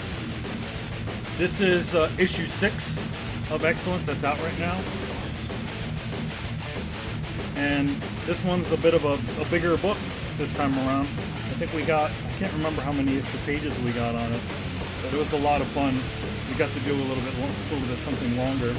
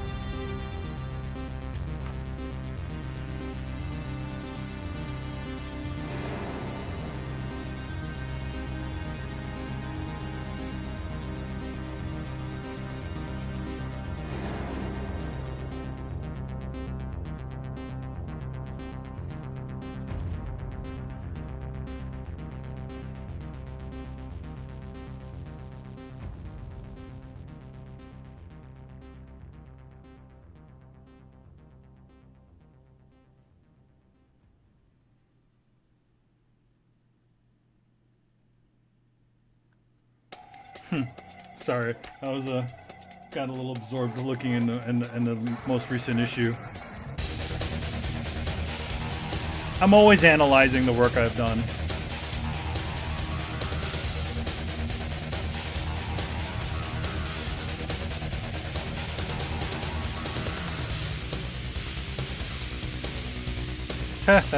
Yeah, you recognize it.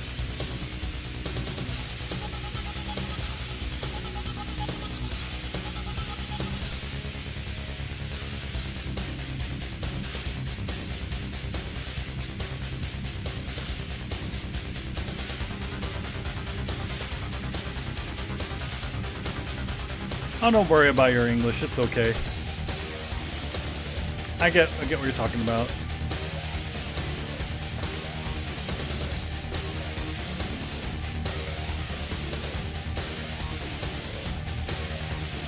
What is your first language, Ryukin?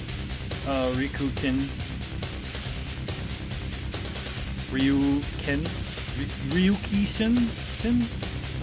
I'm totally butchering it. I'm so sorry.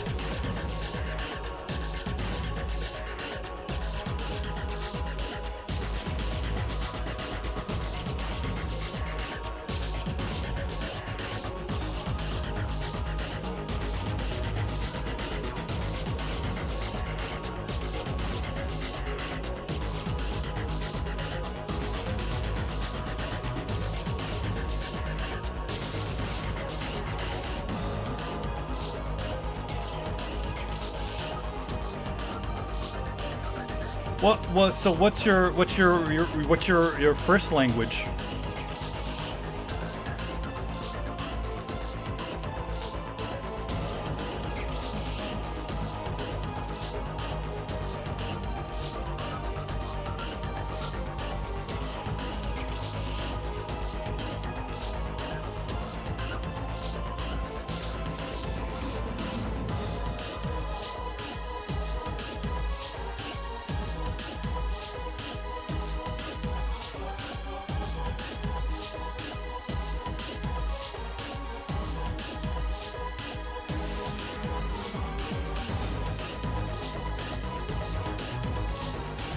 So if you notice that the screen is kind of instantly changing colors like that, apparently this the OBS what I was using to record it was not picking up the overlay window of my of the hue saturation feature, and I was just darkening it and kind of doing some adjustments in it.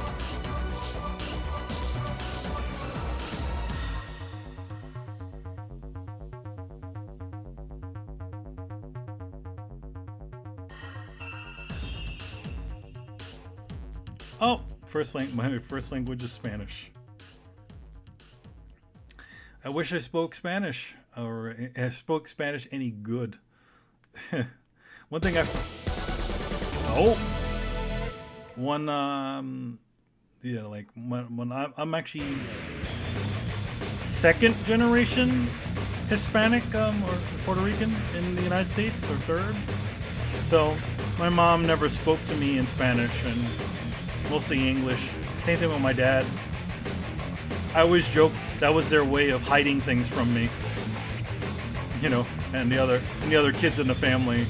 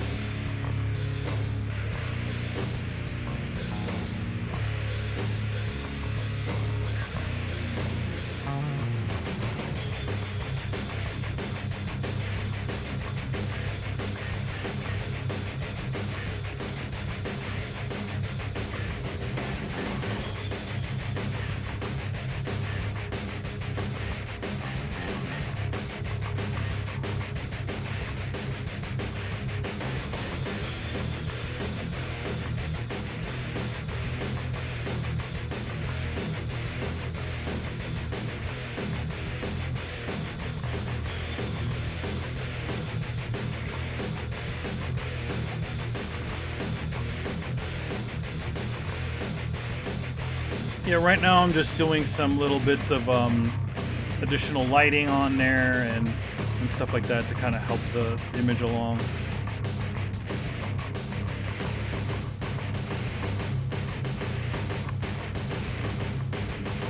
I'm adding a little bit of a rim light, and I did a little thing to kind of push a little color adjustments to kind of push some stuff back. You remember how I was telling you, like, how a lot of marketing tends to put giant faces on things? That's pretty much what I was doing here, because I know, at least for Geek.com, they have very small thumbnails. They usually don't get bigger than a certain size. So what I did was I just went in. I knew that being that it was being a small size and the aspect ratio, I knew probably the best thing to do would be to have just a giant, like a cool looking drawing of a face on there, and just to kind of, you know, so people can just look at it and be like, oh yeah, that's cool, you know, and then just leave it, you know, decide to click on it or whatever. So that's why I did it. I did this specific look in general. Like, I could have done like a full, like, you know, cool like action pose or something like that, but I think sometimes that might not read as easy. And then, to be honest, it's like doing this piece for them was sort of a pro bono piece. In other words, I didn't get paid to do this piece of artwork for them. I volunteered my services in portion to sort of promote the game. So they're getting a full, you know, Geek.com and Konami were getting a full-on deal for free on this image. So, and I, you know, again, I volunteered my own services to do this because I felt like I wanted to do something special, you know, rather than just the usual, like, you know, do an interview and then just show a bunch of what do they call those bunch of key art, right? Which obviously a lot of it, all the key art for the game is pretty much my work, right? But I wanted something to be special, and I always feel like whenever you do these sorts of interviews and things, there should always be something a little more special to it.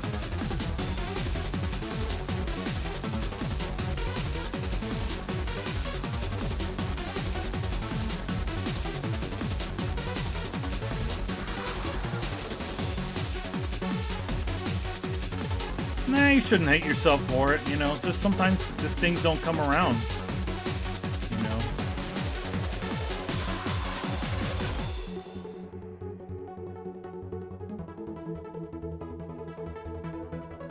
You know, as long as you're able to enjoy this stuff, I mean, you know, I'm okay with that, you know.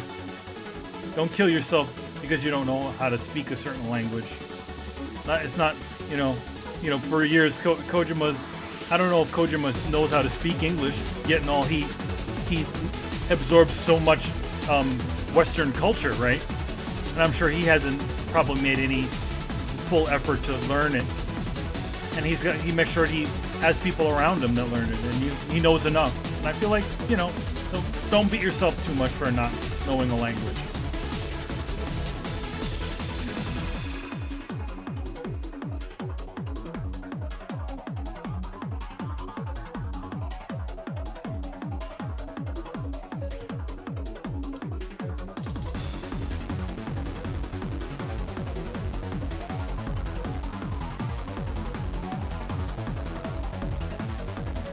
This sounds like a Zone of Ender song.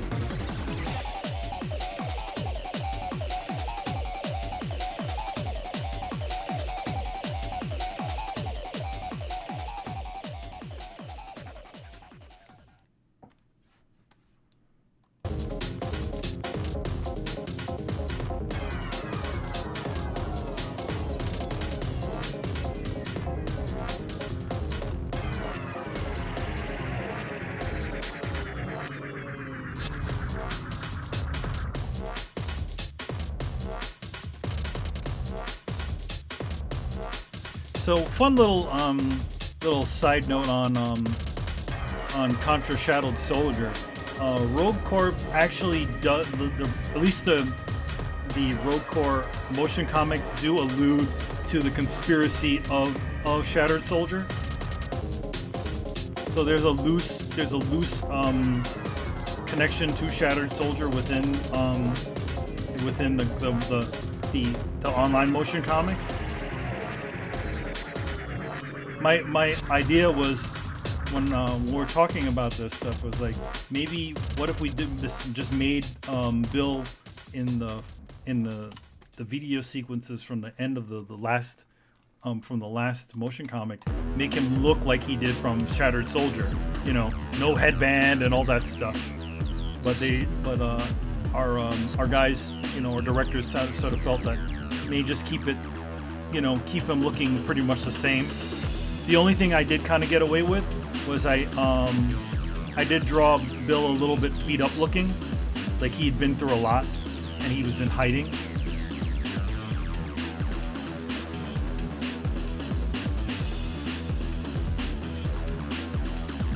Another cutting room floor bit on that Contra Rogue Corps motion comic was that we had a joke that was even more of allusion to the following games, was like, where Bill essentially joins Red Falcon. Landstra's Red Falcon. So there was going to be a joke in there, and he said, something like, man, that's about as impossible as Lance joining Red Falcon, and that one got cut too.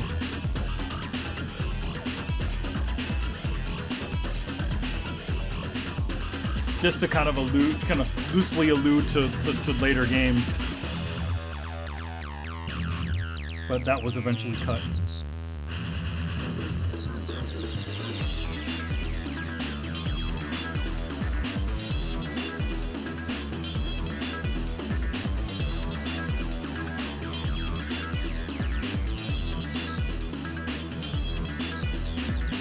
Yeah.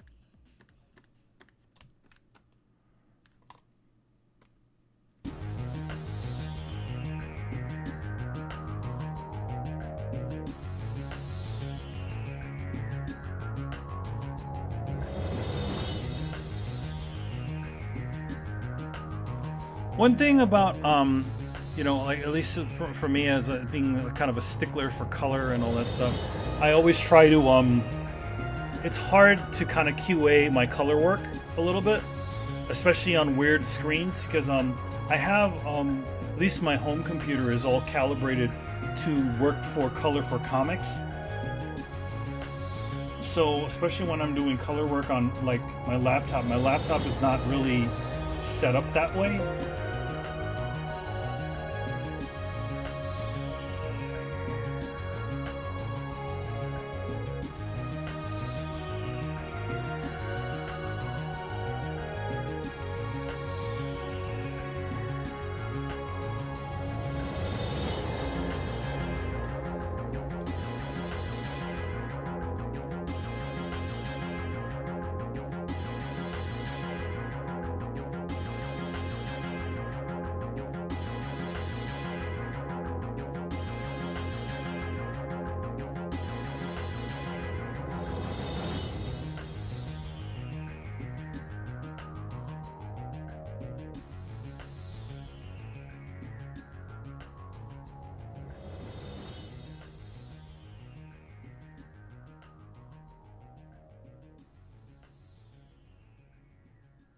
So if you notice that the I'm using red to do the rim lights on Bill here. I mean not Bill.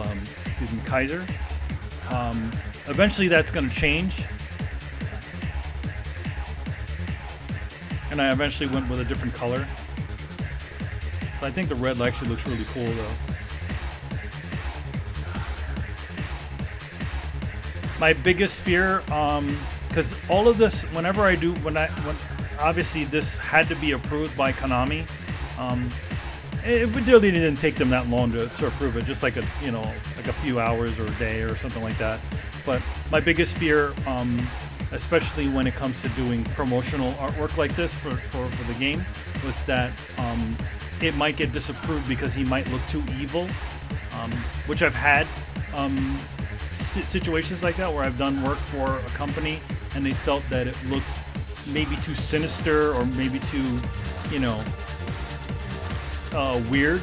Like it didn't feel like it went with what their version of it is. Because a lot of times you got to understand, like whenever you're doing artwork for, franchises and things like that,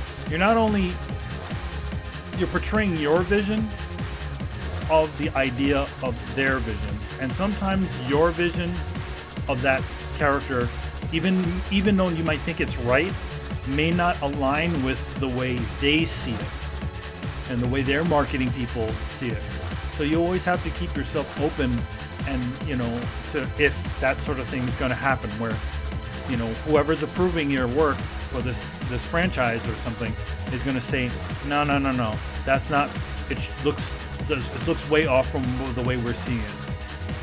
But I've been lucky. I consider myself lucky, where I haven't had too many projects where I've had to totally change the feel of something. But I have had it where, like, maybe an editor says, "Oh no, that's not working out," or you put all these hours on, and then somebody says, "No, don't do that," and you just got to take it back to formula and do it all again. So sometimes you just take those leaps, and if it doesn't work out, you know what? There's no harm in doing it all again. And I was fully prepared, and just like any project, I'm fully prepared to do something again, or to reimagine it. If there are people doing, feel like I did something that works. But for the most part, I've been pretty good. And being able to capture these characters in a fashion that both my the people that I'm working with are happy with, and stuff like that. Like when I was doing Bill and Lance for the later motion comics, I never really heard too much about it. The only big revision that actually happened was and this came from Nakazato and Japan, that they felt that Bill and Lance were too small, like too small, normal sized compared to too normal sized looking. So we had to kind of adjust the artwork to make them look a lot beefier and bigger. And now, mind you, the Bill that I designed for the Contra Road Core motion comics, I never saw the Bill that was designed for the Contra Road Core motion comic. I mean, not motion comic, for the Contra Road Core skins. So they I saw those and I was like, oh, okay, it doesn't look exactly like what we had, But I think if Konami was okay with that, with there being a difference between them, then I was okay with it too.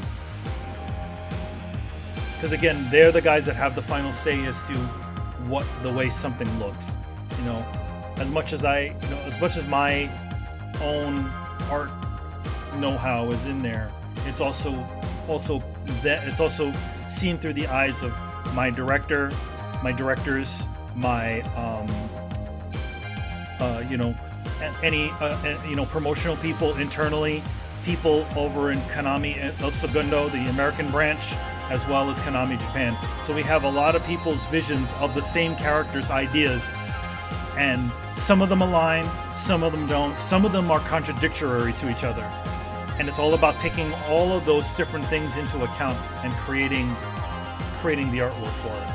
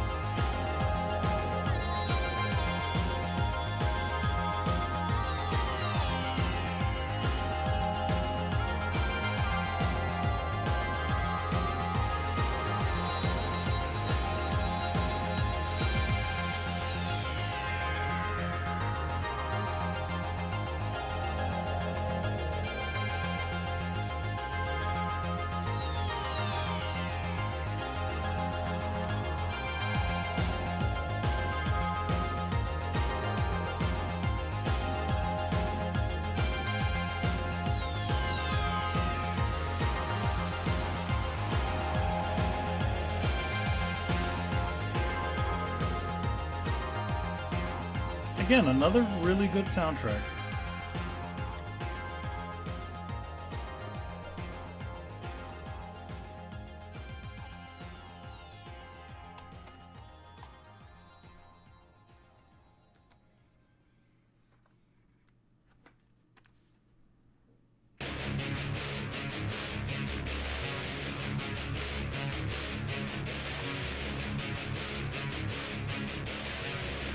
I mean, just like in anything, when it comes to like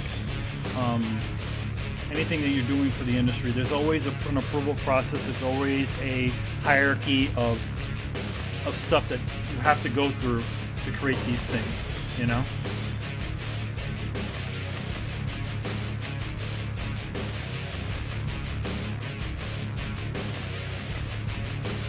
So it's just the order of business, the way these things. It's like when you're creating something for the industry, you're never just creating it. There's always somebody that's going to be there, your point man or your point woman, somebody editor, somebody art director. You're always doing, Oh, there's me giving myself a note here saying, not done yet. So that looks like it's probably the end of this portion of our color stream. Let's see what I draw at the end there. I totally forgot what I did. Oh, I drew a little Kaiser there. So yeah, there you go. That is session 2 of the Contra Rogue Core stream. I want to thank you guys for joining us. I'm now going to be smart and actually put up our little throwdown stuff here. And I want to thank you guys for joining me for this one and hanging out with me on this second session of drawing for the Contra Rogue Core Geek.com image. Tomorrow is going to be the last day of our little stream series, and that one I'm going to be doing a lot more finalization of the actual artwork, doing some effects, doing all kinds of those other little things that you see, that get it to look as cool as possible at the end. So That one is not going to probably be nearly as long as this one. So thanks a lot for joining me. Don't forget to like and subscribe. Follow us on Twitch, Twitter, and YouTube. Our Twitter is at Throwdown Show, and don't forget to follow me on at eManland. I'm always posting really fun artwork, and I'm always doing all kinds of fun stuff. And if I can share them on there, I'll always will. So thanks again, guys, and I'll see you tomorrow at 4 p.m. Eastern Standard Time for the last episode of this series of Throwdown Draws. Thank you very much.